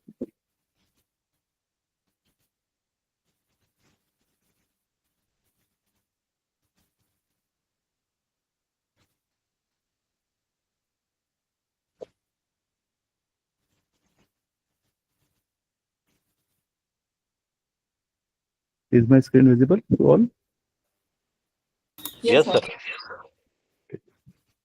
Okay, so let's start. Hi all, good evening. Today we are going to touch upon a very important topic called wireless underground communication scheme for precision agriculture. And why this is important, because since it is related to agriculture, and we all know agriculture is the backbone of the economy. So I feel it is very important topic. So let's proceed. The agenda for this session is introduction to precision agriculture, challenges in traditional agriculture, role of wireless communication in agriculture, wireless underground communication, key components of wireless underground communication for precision agriculture, applications of WC in farming. WC is the short form for wireless underground communication. Benefits and challenges, case studies and real world implementations, future trends, and then the conclusion, followed by the question and answers. Okay, so introduction to precision agriculture. If we define precision agriculture, it uses technology to optimize crop yields and reduce resource wastage. And the key technologies which are used here are IoT, that is Internet of Things, sensors, drones, GPS, and wireless communication. Goal is to improve the efficiency, sustainability, and profitability in farming. Challenges in traditional agriculture. So we know there are many challenges in agriculture field in India, and we are trying to list few here. Lack of real-time monitoring. It is difficult to monitor the entire field since the area, we have huge area here. Inefficient use of water, fertilizers, and pesticides. Dependence on manual labor. Vulnerability to climate change and pests. Limited data-driven decision making. These are the few challenges which we feel if it is getting automated, then it can help the farmers to do the farming more efficiently.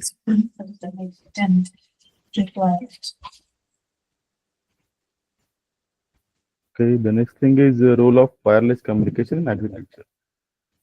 This enables real-time data collection and transmission, facilitates remote monitoring and control of farm operations, supports IoT devices like soil sensors, drones, and automated irrigation systems, enhances precision agriculture by providing accurate and timely data. Okay, so wireless underground communication. It is a communication system that transmits data to soil for underground sensors and devices. Purpose of this is to monitor soil conditions like moisture, temperature, nutrients in real time. Key feature for WC it uses electromagnetic waves or acoustic signals, operates in challenging underground environments. The key components of WC for precision agriculture, they are as below. It consists of sensors which are underground, which measure the soil moisture, temperature, pH, and nutrient levels.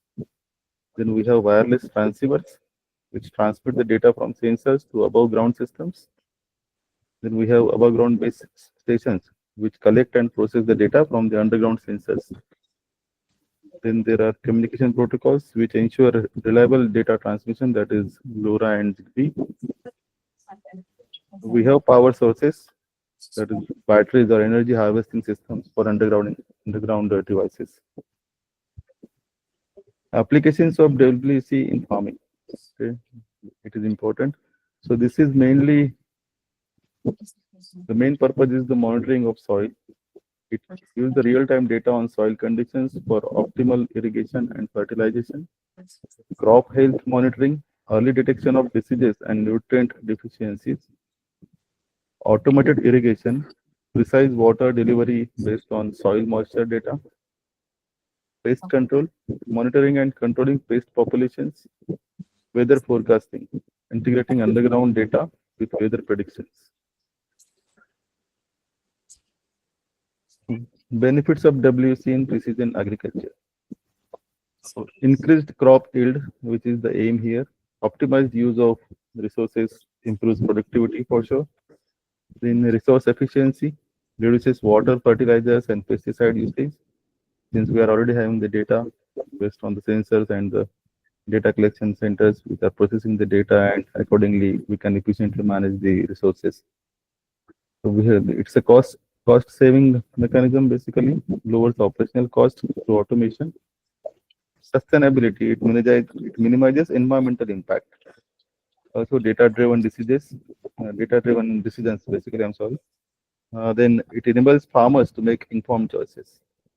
Since there is data and it can be analyzed and can take the decisions accordingly. So of course there are challenges. So signal attenuation is one of the challenge since soil absorbs and scatters signals, reducing transmission range. Then there are power constraints. Underground devices require efficient power management. Then we have the cost factor here. It is quite high, expensive setup and maintenance. It requires technical expertise, requires skilled personnel for implementation. Environmental factors, soil composition and moisture affect signal quality. These are the few challenges that are observed for WSC. There are few case studies and the implementations basically. Case study 1 is relating to WC in vineyards in France for soil moisture monitoring. Case study 2 is smart irrigation systems in California using WC. Then we have precision farming in India with underground sensors for rice cultivation. The future trends in WC for precision agriculture. It is integration with AI and machine learning. So predictive analytics for crop management. Then we have 5G connectivity. So it will be faster and more reliable for data transmission. Energy harvesting, solar kinetic energy for powering underground devices. We have miniaturization of sensors, smaller, more efficient sensors for better deployment. Blockchain for data security, ensuring secure and transparent data sharing. So let's go to the conclusion part. So wireless underground communication is a game changer for precision agriculture. Definitely because it will help farmers to analyze all the factors and take the decisions, use the resources accordingly. It enables real-time monitoring and optimization of farming practices. Despite challenges, WC has the potential to revolutionize agriculture and ensure food security. Collaboration between researchers, farmers, and policymakers is essential for widespread adoption. So this is how it is concluded. So WC is one of the key system which can help the farmers to achieve the better yield and use the resources efficiently. Thank you.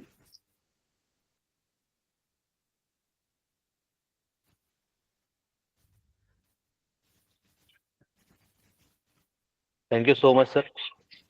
Thank you, Naseeruddin sir. Welcome.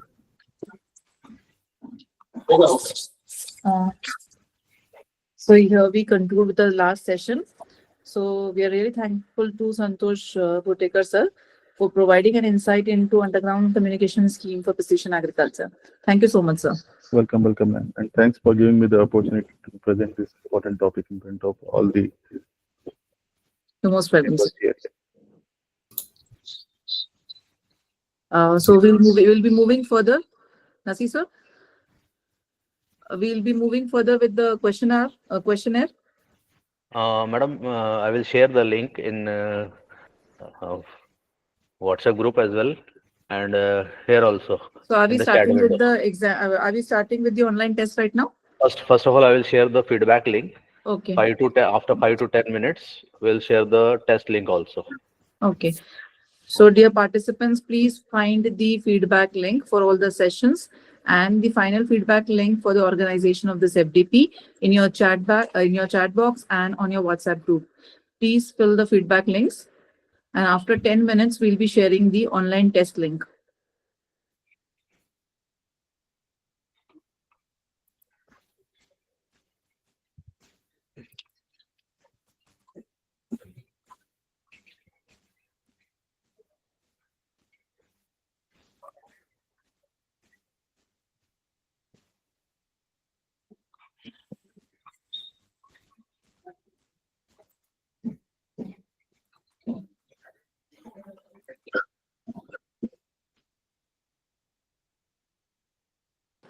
Madhukar sir, do you want to say something? Yes, Madhukar sir. Hello. Yes, ma'am. Yes, sir. So once we finish with the online test, then we'll go for a formal valedictory function. Okay. online valedictory. And there, if you want, you can please share your feedback. Sure, ma'am. Okay. Thank you so much. Even if other participants are interested in sharing the feedback, you're most welcome. It will be a pleasure listening to you all.